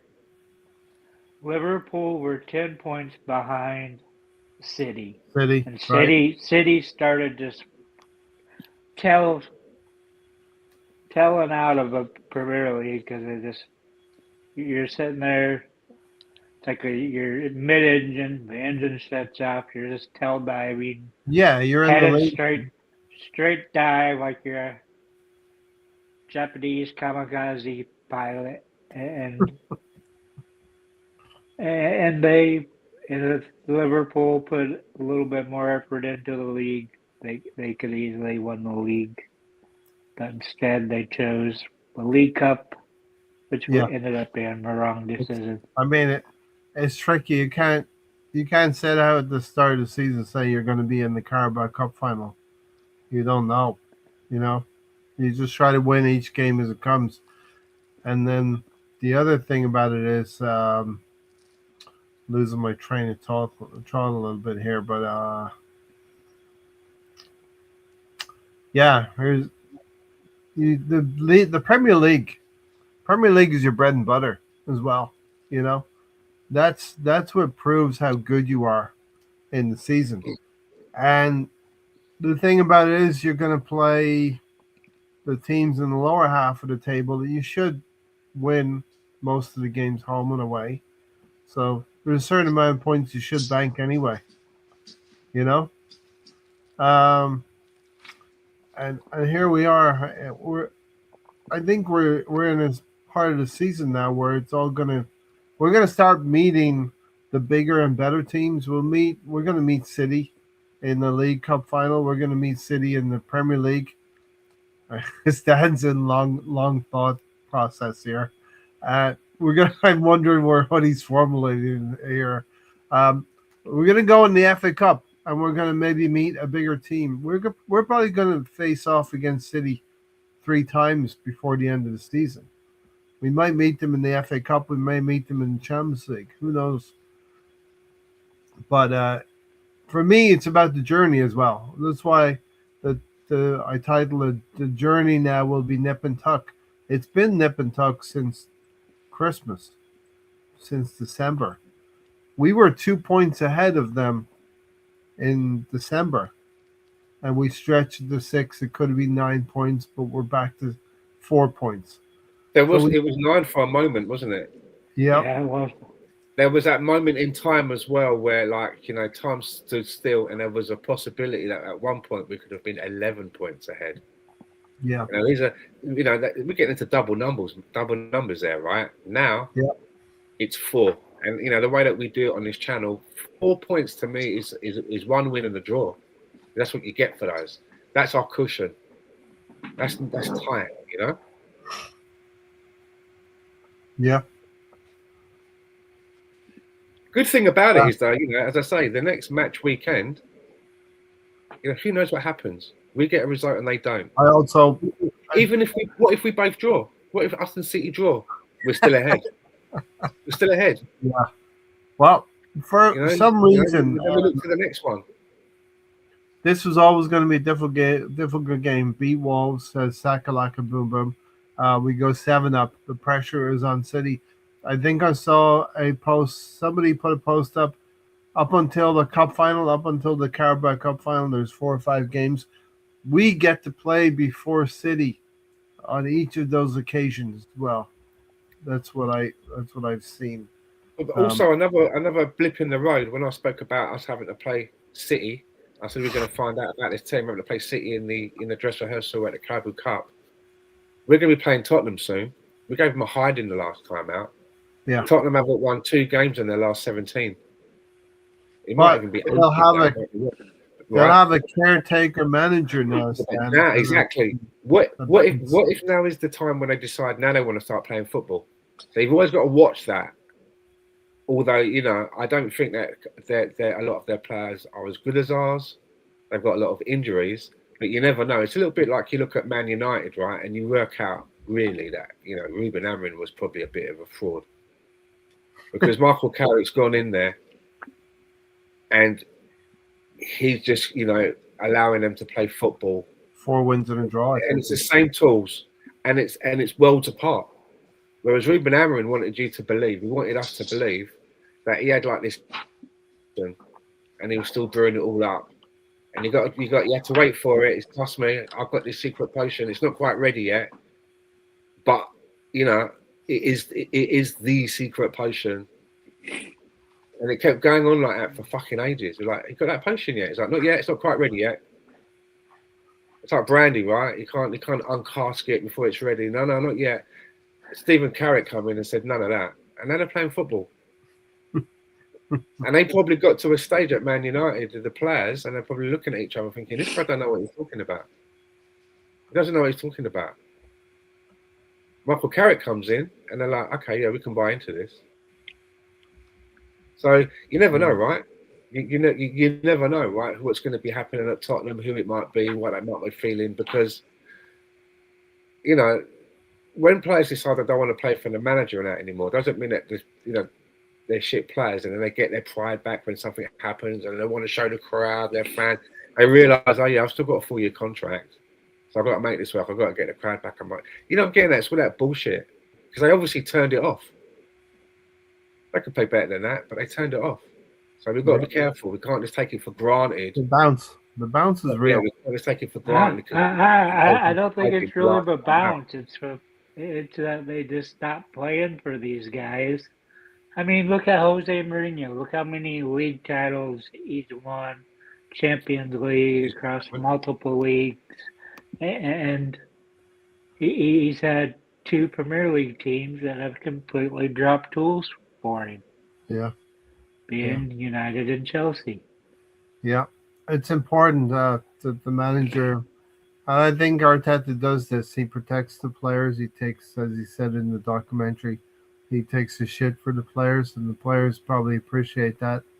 I I don't think the message has gone from the dressing room yet, and I do again. I feel confident. It's about how you want to approach this thing. The questions are being asked. We dropped. So you ask yourself, was this a hard fought point at Brentford, or did we drop um, 2 points? I mean, literally speaking, we dropped 2 points, but was Brentford good enough for the draw at the end of the day? You have to say, I would have to say yes. And so, You, if it you, depends on how you you, feel about this game, it will depend about how you feel about dropping 2 points and only drawing, or maybe is Arsenal managing the gap to you, City at you, this point? you have to look at something, right? We were at that 10-point threshold. Now it's down to 4. But you have to remember something that happened. We had a clear of error meeting, and since then, our Arsenal's form has dropped even more. Yeah, when did that happen? Clear the air. It was about two weeks ago, I think. Yeah, like I said, we've drawn 3 games. 1-2. We've only won 2 from 6. 2 of our last 6 games.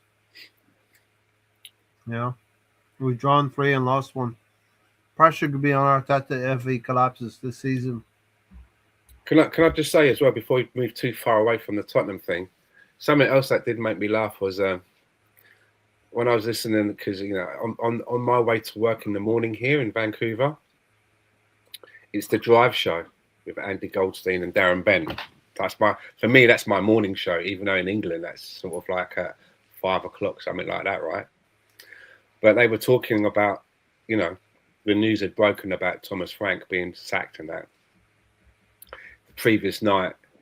So they were talking, they had people ringing up to say, like, who would you want in to take his place then? Who does Tottenham, what do Tottenham fans want as a replacement? Some people were ringing up, right, and saying that they wanted Big Ange back. And I'm like, well, you just had that. He didn't like that. And he didn't like that, right? And that's why he's not there. A lot of people were saying that Pochettino, but he's tied up in the World Cup. So what they're going to do between now and the summer, but why would Pochettino, why would you go back to a club that could be fighting relegation? Right? Yeah. Well, you've got to think about that, right? But some people are ringing up and saying Harry Redknapp. Who? Harry Redknapp. Redknapp. Harry Redknapp into the end of the season. 79. When was the last time he managed? He's 79, 80 now. He does look good, but, he's 79, 80 now. Apparently, though, Harry Redknapp said that he'd only come back if he could bring Peter Crouch and Nico Cranshaw with him. He used to sign those two. Everywhere he went, he would sign Peter Crouch, Nico Cranshaw was another one who always used to sign. But yeah, they're the set of names that they were kind of people ringing up and saying. And Harry Redknapp was popular. He's a people person. They were saying, the Tottenham fans ringing in. He can get them playing with a smile on their faces. That's what they were saying. So let's get Harry in. Some people wanted Big Ange back. Some people were talking about obviously De Zerbi because he got fired from Marseille. But then on the show they were saying, like, well, why would you go to Tottenham if it's going to be fighting relegation? Because you got to think, right? The teams at the bottom of the table that have just come up and they might be fighting for relegation, as I say, they've got the bottle for it. They've gone through playoffs. It's a big deal to them to stay in the Premier League, right? Even if they can get above the relegation zone by 1 point and be in the Premier League for next season, that's a big deal financially and for the status of that club, right? They've got the stomach for that fight. I'm not sure if Tottenham have. They think they're better than what they are. They think that we shouldn't even be in this position, yet they are. Because they know, right, that club that is used to the fight and has maybe just come up, if they go back down again, they're going to get their parachute payments, but you would have to think that maybe a majority of those players will still be with that club. and try again to get them up, right? Because they've just come up from that league and they can only invest so much. Whereas if Tottenham go down, a lot of those players are gone. They'll have maybe some sort of a clause, bids will come in. They don't want to play in that league. You see what I'm getting at? When Newcastle got down, they didn't come straight back up. It doesn't mean that they'll be able to come straight back up. If they go down and they're not far after relegation, they could be out of the Premier League. Doesn't necessarily mean they'll come straight back up. That could really buckle them. Romero's not going to stay. Van der Veen's not going to stay. You know? Yeah. Players will leave, right? Yeah. And you got to remember this. Maybe some of them can get a job back in the league that they just come from. Some of them could probably go to Italy, France, Spain. And you have to remember they finished 17th last season, so there's basically a relegation team last year. Yeah. Tiger said you listen to the Drive Show as well. Yeah, that's my morning show for me on the way to work. I don't listen to it all the time, but as well. Sean Dyche, Nottingham Forest have now sacked their third manager in one season. Yeah. I mean, what's that all about? And the really weird thing is right, the first one that they had, when Nuno was there, right? He seemed to be able to get a tune. And remember, Nottingham Forest last season when they'd done really well. I was like, fucking hell, you know, they're a team that's just come up, you know, and they were given a really good account of themselves, and it all went pear-shaped. And you have to think that again, it's the right fit. Sometimes it's about the fit. And my biggest example about fit is Willian. Willian was a bad fit at Arsenal. Rubbish. We didn't want him. He had one good game at the beginning and that one at the end. Everything in between was no good. He went to Fulham. I'll be watching Match of the Day, and Willian would be like doing bits. He was doing that at Arsenal. It's about the fit, the environment. Nuno was doing really well at Nottingham Forest. That owner guy, Marianakis, wasn't having it. But the funny thing is, when I was listening to the Drive Show again, they were talking about that, and this was quite interesting. They said, like, Nottingham Forest fans, ring up. Why do you think, you know, you sacked another manager and blah, blah, blah? Yeah. Some people were ringing up, and do you know where they were putting the blame at? Whose feet? Edu. It's Edu's fault. Edu this, Edu. Yeah, a lot of the fans. Wow. I don't know the ins and outs or why, but I heard people were saying, like, obviously, it's a problem with Edu. I don't know in what manner. Whether it's a case of, I want to buy this player, or tough, I'm getting this player. I don't know. But his name was cited as one of, you know, as a reason why there's been these problems at the club. I thought that was interesting. Too much time barbecue. Interesting. Very interesting. So, indeed. Yeah.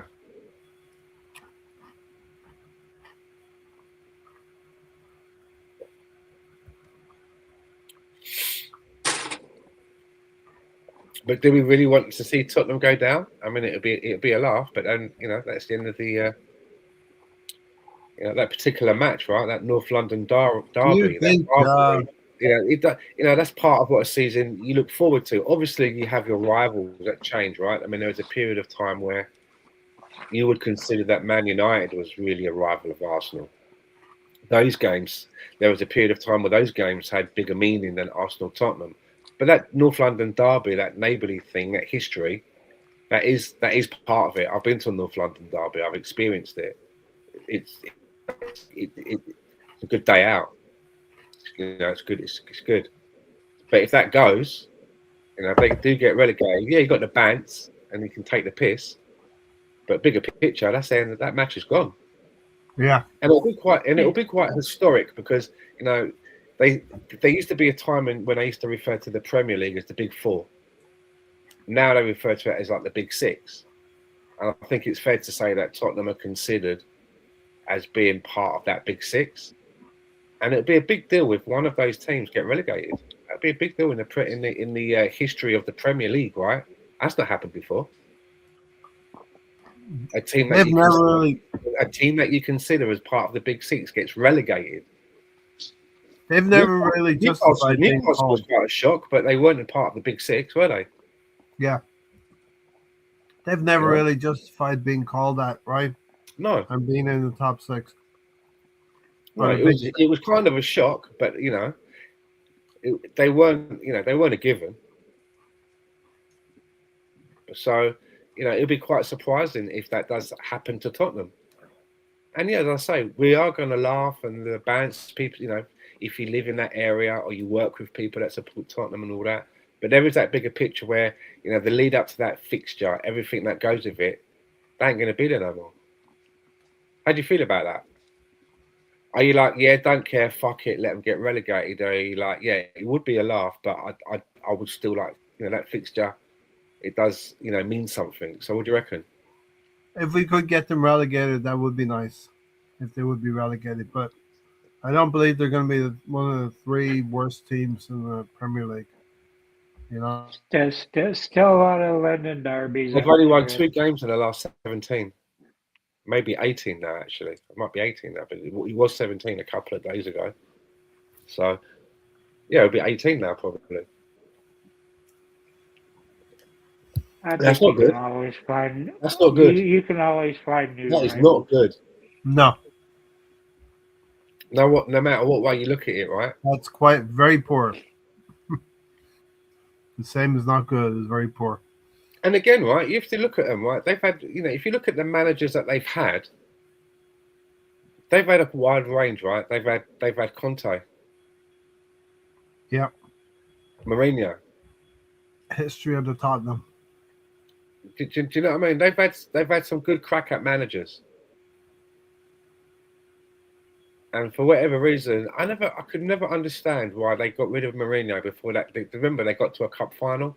Mm-hmm. And for years, there was all that banter, and they didn't even win that one. They had to wait till the next one, right? But at that time, you're like, why would you do that now?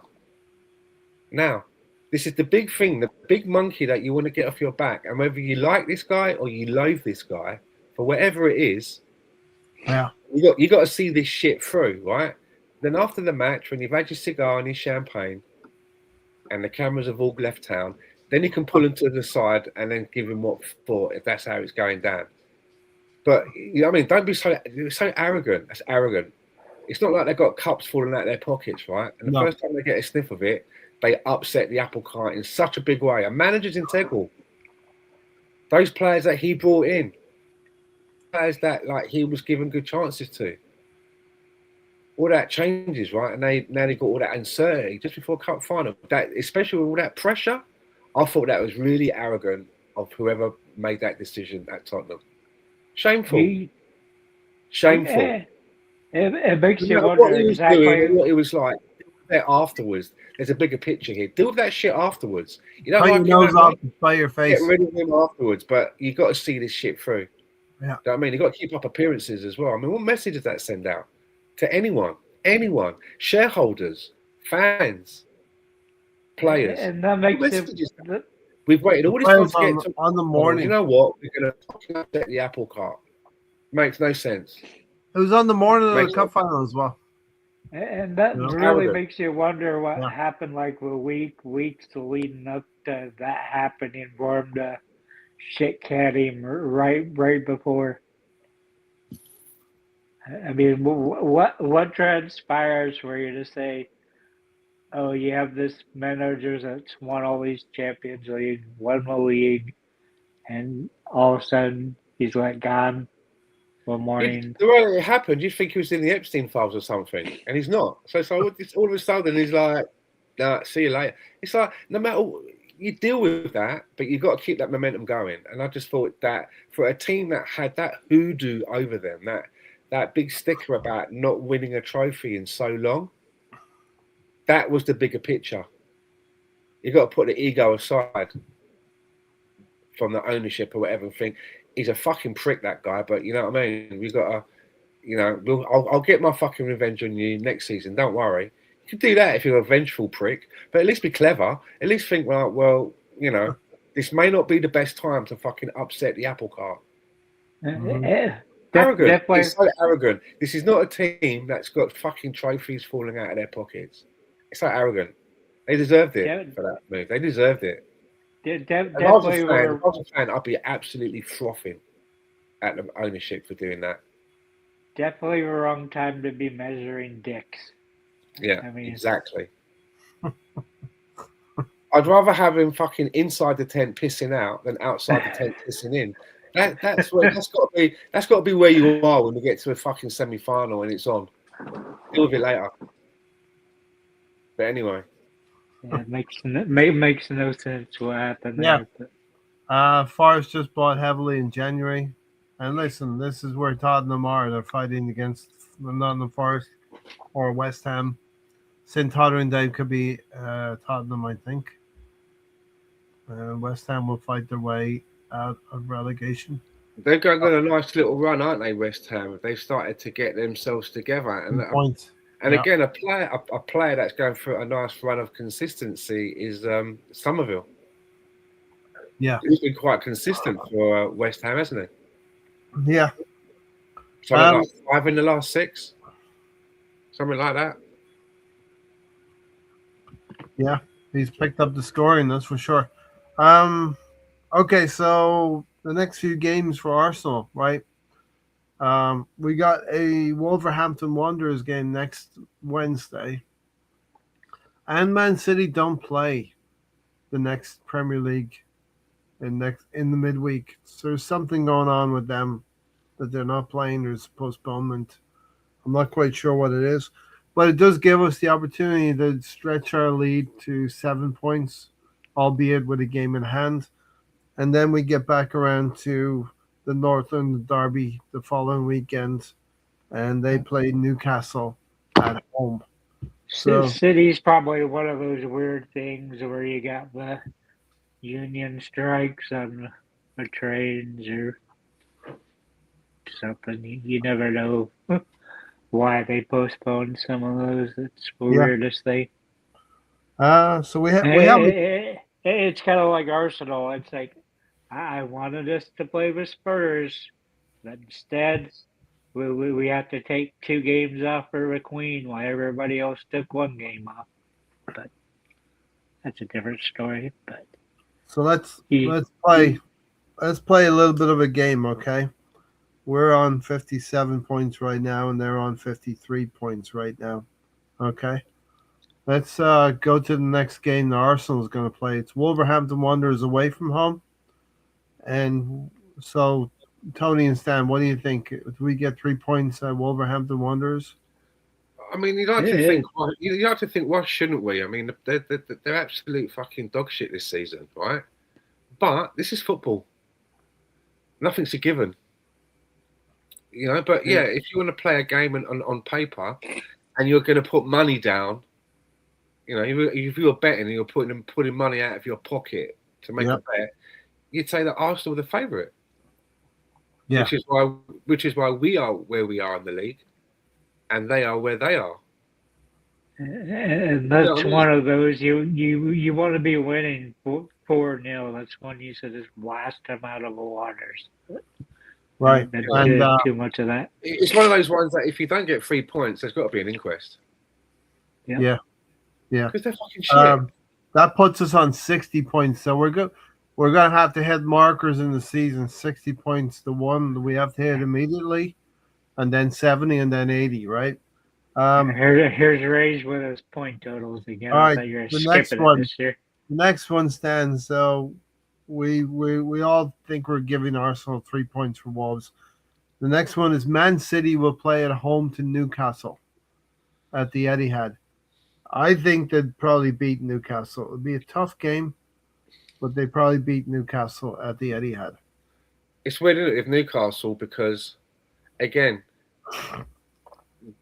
they were on a bad run of form. But Tottenham were even worse. Newcastle managed to get something out of the game. Tottenham were the medicine. Do you know what I mean? It's one of them ones. It doesn't mean that Newcastle are going to get. And it's interesting because with Eddie Howe, they went out and they lost Isak, right? When it came to filling in that striker spot, they went out and bought 2 players. They bought Wissa and they bought Waltermead. Waltermead, yeah. But you've noticed in the last couple of games, He's not starting either of them.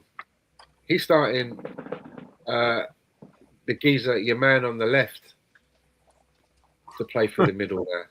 Gordon Yeah, through the middle. that's quite interesting, right? And Joe Willock played as well. He played Joe Willock on the left. He scored it. He scored a goal, and he's they had having Gordon playing through the middle, and the two players that they bought, Wissa and Watermead, they're on the bench. So I was watching the highlights of that game, and they had a VAR check on the offside. Joe Willock scored a goal. It was ruled offside, Stan, because part of his hand, this part of his hand, was breaking the plane where the shoulder of the Tottenham player was the marker. You know what I mean? Yeah. The invisible wall. You know, they put the invisible wall, and if you break the beam, then you're offside. Well, Joe Willock's hand was this much of his hand. Is that an attacking part of the body that they should take into account? No. But they did. If the ball hits the hand, it's handball. Yeah. So you don't use if you use your hand to get an advantage, right? That's what they're saying. Yeah. It wouldn't count. It would be stopped because it's football, not handball, right? But yeah, maybe it's just it's maybe they haven't put that nuance into the regulation. It's just black and white. Anybody over the beam, it's offside. Well, they put a pretty heavy, and that's part of the body. It could be an eyelash. Yeah, you're not gonna. I think they should go by the. Being facetious, but it could be like your eyebrow, and it's not like the eyebrow is gonna help to cause the goal. Or your nose. But technically, it is part of your body, so I think it's. We can sit here, nuance it, and go, well, it's his hand, and should he gain an advantage by using his hand on the ball, it's going to be like, oh no, done. But I think they should. The rules say football boots. Use their football boots as the marker, as the line. If Arsene Wenger gets his way, it's all going to change. Yeah. 3 or 4 seasons ago, they really made that point of stressing it has to be a scoring part of your body to be offsides. Right, but now they're drawing the blanket, they're drawing the beam. You know. Well, what happened to those iPhones that were supposed to be judging offsides for us? I don't know. We're giving City a win against Newcastle at home, right? Yeah, probably a gritty 3-2, 2-1. I don't know. I mean, I could see that being a good draw. Okay, you could possibly. Yeah. Again, it's like I don't. What I'm saying is, it's like I just think that there was a time when teams knew they were going up against Man City, and they were probably shitting themselves and may even lost it in the tunnel. But I think they've lost a lot of their mystique, and teams know that you can get points off of them. It's possible, and I think teams have a go at them now. Where are Newcastle now? Whatever that part of their armor that helped them win leagues, where it was like they're invincible, they're hard to beat. I think that's gone a little bit. They're still a good team, but teams will give them more of a game now, and that could mean dropping points. And Newcastle are 10th place right now, Stan, Tony. So we're coming into a part of the season. I always think Easter is the time. And did you say it's at Newcastle? It's at Man City. It's at the Etihad. Okay. No, I could see a draw. Okay, let's say. I mean, I don't know about you. I think they could win, but over the course of these 5 games, that I want to see where we're going to be when we get to the cup final and when City face up against Arsenal in the cup final. Yeah. Okay. Northern Derby. Arsenal play Tottenham. Stan. Away. I'll give us a point. 61. We'll be on 61 points then if we get a point. For a win. You go for a win. Yeah. And I'm just going on. I don't know what they're going to be by then. I don't know who's going to be running things, but just going by what I've seen up to today, if you're asking me the question, they ain't been that good at all. So I'm going to go by that and say, like, if we're going to play the same team that I've been seeing up until this point, then for me it's got to be 3 points because they're that bad. This, Tony, you're clipping nails. Yeah. got it right. I'm not using shears. All right, let's put you to work in the North London Derby. What's the score? I think it'll be 2-2. I think they try to get some type of little bounce Right. going on. Draw. Stan, City go away to Leeds. Ellen Road. We dealt with them pretty well, didn't we?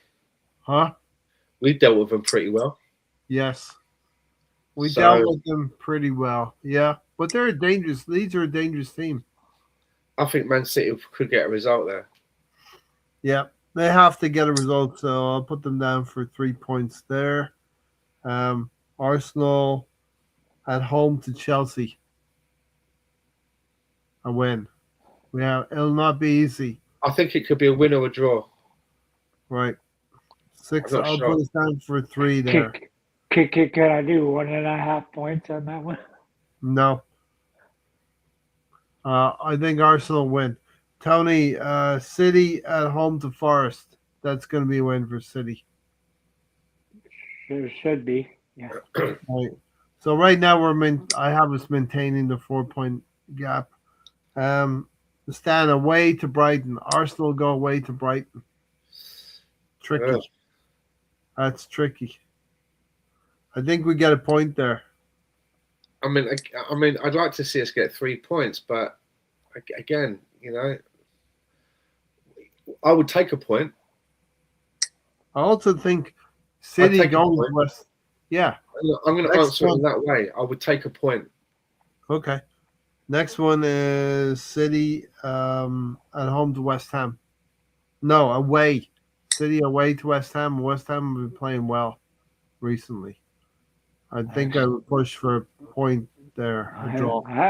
I think City's It'd be like a going to 3-2 though to like a Man City, isn't it? One of them ones where they score a couple of goals, but Man City score more.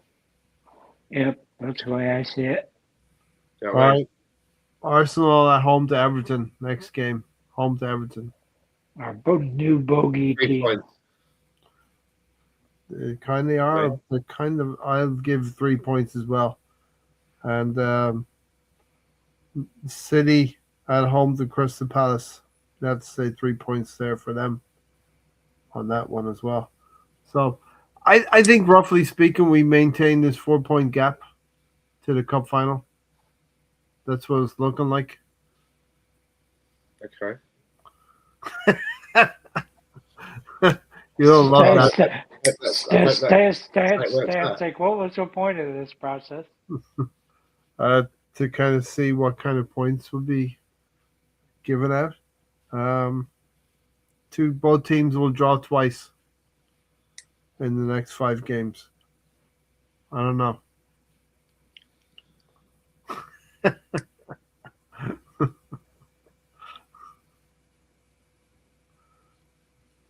Newcastle is ready. 3-0 to the Arsenal, 3-1.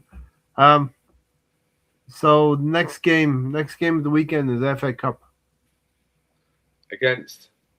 Well, I think we're playing Wigan. We're home to Okay. Wigan Athletic.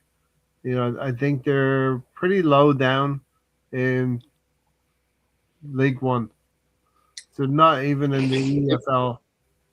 I think it'd be good if we can rotate a little bit. Yeah. A little bit. Not too much. Don't have to go mad. Just keep things maybe ticking over. maybe start Jesus and Martinelli. Keep things ticking over a little bit. Because we do have the Wolverhampton Wanderers away from home. We play at home in the FA Cup at the Emirates. That's a nice, easy fixture to go into 2 difficult away games. We're going to play Wolverhampton Wanderers next Wednesday, where we have to get 3 points. No doubt about that. And then we have a North London derby next weekend. You automatically keep Rice and Saka off the team sheet there. They need to rest. Okay. Yeah, I can get behind that. You play a team like Hincapi and Mascara, Miles Newgard, Lewis, Kepa, Ben Newgard, White, Norgard. Norgard. Um, who else in midfield? We don't have Miguel Marino. We don't have Havertz. You kind of have to go with Eze and maybe Zubimendi will have to play. Yeah. You know, and then you've got Gyökeres, Madueke, and maybe Martinelli. Martinelli was quite good That's against not Jesus. Jesus. That's not bad. That's not bad. Martinelli. Yep, that's not a bad shout. I thought actually Jesus would get a run out today as well. Being that it would have been the fifth sub, but he went with somebody else at the end of the day. I kind of knew it was going to be Martinelli, Calafiori. The subs didn't. We have enough injuries right now that we can overcome them, Stan, but we also know the usual suspects will be on the subs bench as well. Yeah. Alonso, the wheels are down, Alonso. We're about to land this Yeah, we're thing. going. Off for dinner. The wheels are down. We're squeezing the last drops of orange juice out of the fruit, right? It's over. As Matthew Broderick would say, it's over. Go home. Alonso likes a lot of pulp with his juice. Ferris Apparently. Bueller. He likes a lot of pulp with his juice. All right, Stan, what's on the menu tonight? Lasagna. Oh, nice. All right. Yeah. All right. The homemade, right? It's ready. Did you make it? Yeah, it's homemade. We still want to know how the kebab turned out last week. And Tony wants to know. Really, Tony. Good kebab, always. All right, so you got the old best, the white sauce. You do it the way I do it, right? I didn't cook it. Okay. Cheddar cheese. I use cheddar cheese, right? Yeah. All right. All right, Stan. Like I did make it. Just in time to say for. I'll let you have your words and we'll get out of here, Stan. So. Yeah, I just think that it's overall. I get it, right? I get it. I mean, how many times have we come so close? PTSD. Do you know what I mean? We've come so close. Yeah. And we've done the one thing that I really wanted this team to do was to broaden the squad. And it's been working. We're still top of the league. We've got to see this shit out. Really got to see it out now, man. And I think that the pressure, we're going to find out about players in this team because what do you do when you're under pressure? Diamonds. Do you stand up or do you fold? Yeah. It's one or the other. And we're going to find that out. This is what makes the man of you, right? When you have to go through these situations. So, we still have a 4-point cushion, and we're going to be back here in a week from now, and we're gonna see where we are. It's one of them. I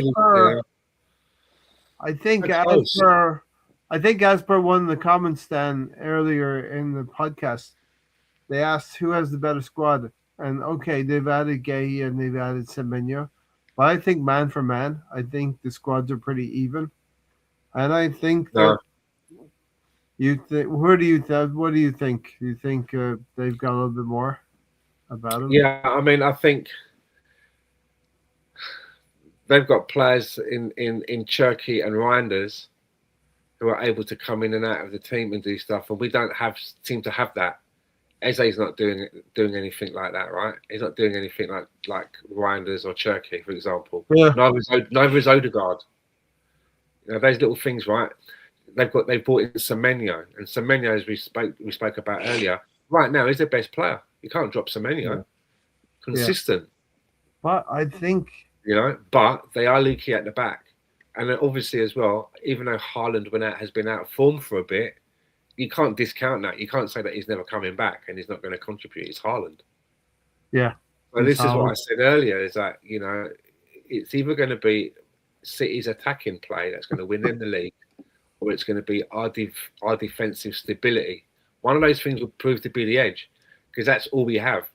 Yeah. Yeah. Right, I'm going to tag out. See you, My Stan. lasagna's ready. Cheers, man. Welcome, Alonso. My lasagna is ready, and I'll see you Lights guys up. next time. And hopefully, we'll have a bigger cushion than 4 points. Good night, Late everyone. the late Good call. substitution. Stan's going off the field, and we're bringing on. Alonso is one of those planes you land, and there are like 4 people that fall out of the landing gear because they climbed down before the flight took off. Alonso, how are you? Yeah, I'm alright. Just a little frustrated, you know. From the result? Yeah, I saw the game while I was watching USA hockey, and I just saw bits and pieces of it. But it seems like Raya was working pretty hard to at least get the game Yes.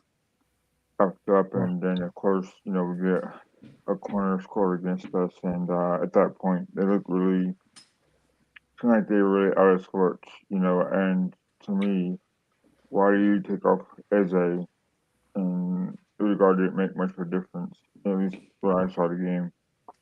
And it seems like, you know, this is what happens when you bring a player in that you have high expectations, and he's on a bench a lot of the time and not starting enough games. And, you know, I don't know if it's just him not playing enough or him not getting it, or at least him being down the picking order. But if you're going to play bad, at least we know that it's not working out.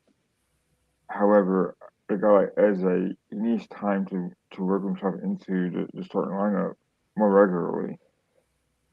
And he's number 10, and with Odegaard, he plays the same position, I guess. But if they're losing, or at least they're drawing right at that moment, then you gotta Yeah. try something. They gotta try something new. I remember Martinelli missing that goal, and he had time to figure it out instead of rushing it. And I forgot who passed it to him. Timber, right? So Timber had a great pass to Martinelli, and of course Martinelli, he just shoots too fast without realizing that he has time to shoot it. At least bend it. Yeah. And Martinelli should have gotten that goal. I don't care what anyone says. He should have had at least the patience to score. Um, and I was telling someone that was watching the game with that February and March always give Arsenal the hardest time. And people are like, yeah, Arsenal are doing really well, but I remind them about how bad they are once they come in to February and March. And I don't know how much other blame goes to Arteta, but at some point he's got to figure it out. And I mean, you buy these players and you bring them on and they don't do nothing because they don't play enough. Like Norgard, he could have played this game, but for every reason, Arteta just holds him back, and he doesn't give Mendy a break. And it's like it could have been a lot worse because Mascara didn't play the best today from what I saw, and they had a top striker in the league right now scoring goals, and he's always worried now. Yeah, I go. Yeah, Thiago, and it's like Yeah. this is part of Arsenal's problem. Is like they go out and get Icarus, and they don't find these hidden gems, and it's like not saying that Icarus is going to be a bad striker because I still think he could be a difference maker, but it's like this is what Brentford, Brighton, Bournemouth, and other teams do so well to get themselves up for the league is their scouting department is just so good where they might not be the best in the league, However, um, they go and find these hidden gems Yeah. and they make it work. Where Arsenal are just too busy trying to cash in the bank with buying these players that you don't need to buy. Um, just meaning striker and forwards. I think Rice is different class on his own because we had to buy a guy like Rice in the midfield. However, like you see these hidden gems out there, man. Like why can't Arsenal do that? You know?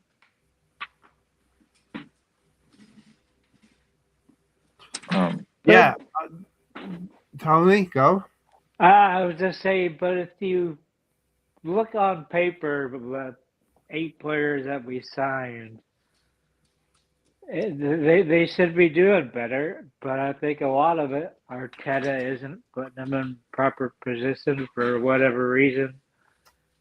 As A doesn't get out there, Norgard hardly ever gets a minute out there. For Oh, sorry. I'm sorry about that. But Stephen, I was talking about Newgard, not Udegaard. Go ahead, You Tony. go, Sorry. Thiago. I'm talking yeah, Newgard, not but Udegaard. but but you have him, and you just have these guys that are being underutilized. And I know they were coming back into the game that last 30 minutes, but I still don't think Calafiori is one of your subs there. And I wonder how much not keeping Winery to bite us in the ass. We always do that. We loan a player away, then we're a couple injuries away, and then we really didn't have anybody to bring in the midfield besides Norgard. I Arteta think as doesn't a fancy. I think as they play that position, Yeah, but um, he can't get a tune out of Eze because Eze plays a different style than what Arteta wants to play. and that sucks because you gotta know what kind of player is a can be, Yeah. and I would assume they Why do play on a wing or at least whatever. do you think? Do you think Pep Guardiola realizes that he can't win this league unless he takes the handbrakes off of his team? So he buys Semenyo. He's got Haaland. They seem to be okay. Admittedly, um, they played Fulham. Admittedly, right? But do you think he's releasing the handbrake a little bit of the control that Man City used to have over the years? Because Pep's probably realized they can't win this league unless they score goals. And Mikel Arteta, on the other hand, seems to have such a tight rein on how we play. And to me, I think that's what the issue is, right? And Tony is like he's so compact that he's afraid to do something new because he's afraid to fail. And you know, like to me, in my opinion now, I honestly think that having Lucas and Martinelli up front, or even Havertz up front, having two of them up front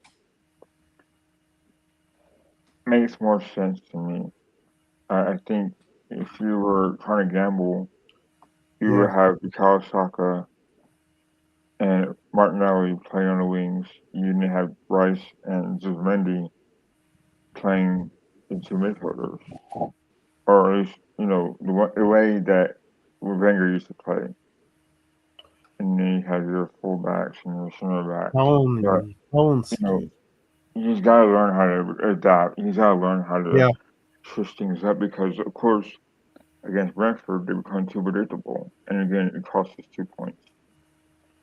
Yeah.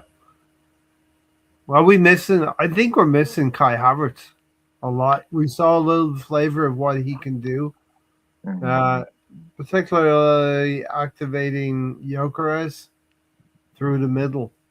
Uh, it seems to me, watching the whole season and the little snippet that Kai Havertz has given us, that we seem to be much more potent going through the middle with Kai Havertz. So he's able to find those pockets of because space, he's able to find the situations where he can feed Gyökeres into his stride. He can feed a ball into his stride down the side of a defender.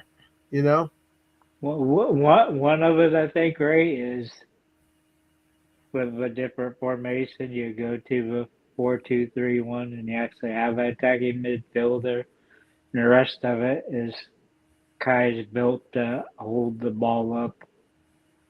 I think you can get goals and scoring from Eze, but it's gonna be a different type, and we don't play that fast tempo football to get that out of him. So well, we that's have kind to. of I mean, what's the alternative? We sit and try to play slow football through low blocks. that seems to be our go-to, right? Yes, We skip Plan B for whatever yes, reason. but I don't Yeah. love that. And do you know the reason for the hat tonight, Ray? You can tell me. Is there an anniversary? No, comrade, Toski. Chico, did his permanent move away. Comrade who? Our favorite Ukrainian has signed a new deal away Sinchenko. from a. Yeah, he's He's with Leeds gone. now. He's gone. Ajax. Where did he go? To Leeds? He went to Ajax. Ajax. Okay. Okay. What took so long with that? I think because you had a loan to start the season with. See what Stephen here is saying, and we're both right. Stephen, myself, you all believe it probably as well. We slow build up. Most of the time, we have slow build up. We have decent possession numbers, but we don't have goals behind it because we Huh. allow players to get back into position each and every time, and we allow the defense to set up as if we're being very courteous, to them. Go ahead, Eh, you set up your defense. And this is where you have Zaka, you have Rice, or Saka, you have Rice. They should be getting criticized. Saka only having 4 goals at this point of the season. Yeah, That's not good. And if not he's good not enough. good, and if he's not good enough to play out there, you've seen that we have a capable replacement out there. Who? Yeah. Madueke. Yeah. I mean, is he going to get it? He started to score a couple of goals now, but is he doing what Semenyo is doing right now? Well, I don't I think said so. that was a good signing by them. Ball possession has Uh, never guaranteed goals. Anyway, we should wrap it up pretty soon. Uh, Getting close to that time, right? yep. So, Alonzo, all I would say is I don't know if you've been listening to the early part of the podcast. Is like Brentford are. Didn't you think that Brentford were in trouble in August when they Yeah. sold and Bremo and Wisa? You're like, wow, they really stripped that team down. And it's just funny to look at it now in February and say, well, you put a decent manager in place, you put a style of play in place, and you can go some places. Yeah, and they never shied away from what made them, you know, Yes. made them respectable in the league, and they're Yeah. going places, and all it takes is belief, and that's what's frustrating about Arsenal. You know, they and to win the league, you have to be ruthless, Yeah. and I still Uh, don't see that in this team. And you could say the same about, well, there's certain players that you want to see more out of. And it seems like Martin Odegaard, he hasn't been the same since he got 15 goals that one year. And it seems like he's digressed. And like Saka, he's been beat up so much over the years that I'm sure like his body can no longer take it, especially whenever he's been so good down the right that teams are now zoning in on him, and he's now easily to take out now, or he's become one-dimensional of late, and Yeah. Martinelli doesn't have the confidence to put games away anymore, and so this all could be corrected. And unfortunately, I don't see that killer instinct in them right now. And they better hurry up quick because City's chasing them right now again. And Yeah. as an Arsenal fan, you hear Arsenal fans saying that, well, yeah, this is Arsenal's year. You hear pundits saying that, but as a fan, these 2 months are always the ones that give Arsenal the most fits. And it's like another draw, and they can't get nothing out of it. But yet they could beat Leeds, they could beat Villa by a huge Sunderland. margin and a dominant margin. It's like you should have easily beaten Brentford, Yeah. but Arsenal become so one-dimensional and dependent on so many areas that they play so incomplicit that teams have figured out now. Yeah. You know, Yeah. All right, Alonso. Thanks for dropping in tonight at the end, but appreciate it. Tony, give us your final words. We'll get out of here. Listen, a 1-1 draw. Um, Again, we go to another weekend. We go to the next game, Wolverhampton Wanderers next Wednesday, after a cup game with Wigan, which we should win pretty handily. And this team has to continue to go week by week and answer the questions that we're asking of them. Um, Tony, final words, and we'll get out of here. Thanks everybody for being here and watching. Take it away, Yeah. Tony. Well, like I mentioned earlier, they have clear of air meetings. Now it's to the point of where you need the players only meeting because it's time for these guys to flesh out whatever's going on between them. Because a lot of times you see a wide open Gukaras and Saka won't pass him a ball or whoever is up there. And it's going to take all of you to get across the line. And we've seen that City's great at catching these teams before because it's only a handful of years ago. Yeah. You have a league at Christmas. It was 7 times out of 3 you win the league. Now it's Yeah. 3 out of 7 because City keeps chasing down Yeah. Arsenal and Liverpool. So What I will say is Tiger Gooner and the Arsenal Misfit.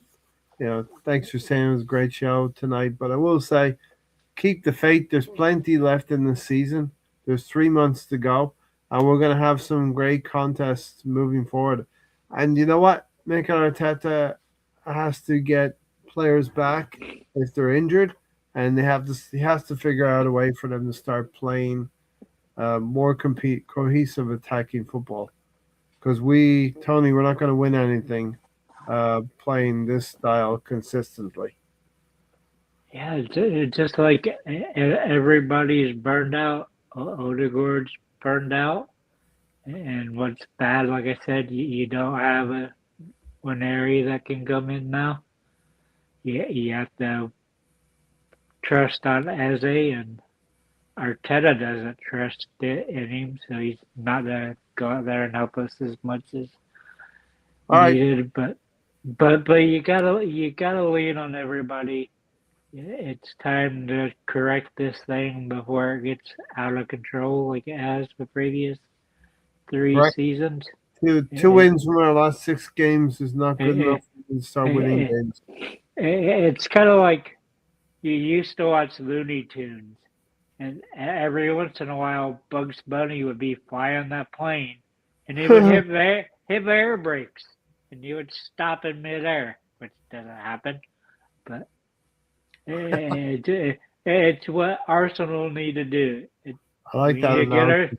We need to get our shit together. We need to hit a Bugs Bunny pedal and stop this plane, make repairs, come at it at a different angle, And and win a league that we should win, because we definitely did the business in the summer to get us across the line. yes, Because all of us has been praising Berta, and if this fails, it's not Berta, it's Arteta and the players, but I think it's mainly Arteta for playing this slow, methodical football that's very predictable. there is also keeps getting mentioned. Yeah, By the there is chat a reason over and over also. There is a reason also why we are 4 points in the lead, and there is a lot to be said for that. With 12 games to go, we have a 4-point lead. It's unforgivable if we don't bring it home this season. It's unforgivable for me. The league has got to be number one, and the cup final and the Carabao Cup is something that we can win potentially.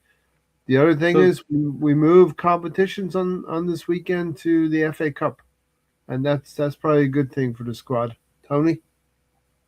But I remember a few weeks ago, it was like everybody talking about the 9-point lead. We had 7-point lead, and I'm like, we had a 8-point lead in late April 25th, and we still lost the City. Yeah. So there's still 11, 12 games, whatever there is left to play. Our squad is way better now. Gives me much more confidence. On paper, right? On paper. That's the problem. It's on paper, and you got this rigid manager that has to take the handbrake off. You mentioned Pep taking it off. Arteta has to, or you have to be slamming into turns and using your parking brake to swerve around the curve faster. All right, guys, we'll leave it there. Thanks everybody for watching tonight, and we'll see you on the next one. Alonso, Tony, take care. Thanks everybody. We're out of here. Come on, you Arsenal. Come on, the Arsenal. 1-1 draw with Brentford. Maybe a good point at the end of the day. Who knows? Yes, that's the one. The Arsenal. Alonso, take care, everyone. Thank you for watching. Adios, amigos. And it is the Arsenal, according to the official team app. Yeah. Arsenal. See you guys. We're just doing a final countdown. All right, I'll do one more final countdown.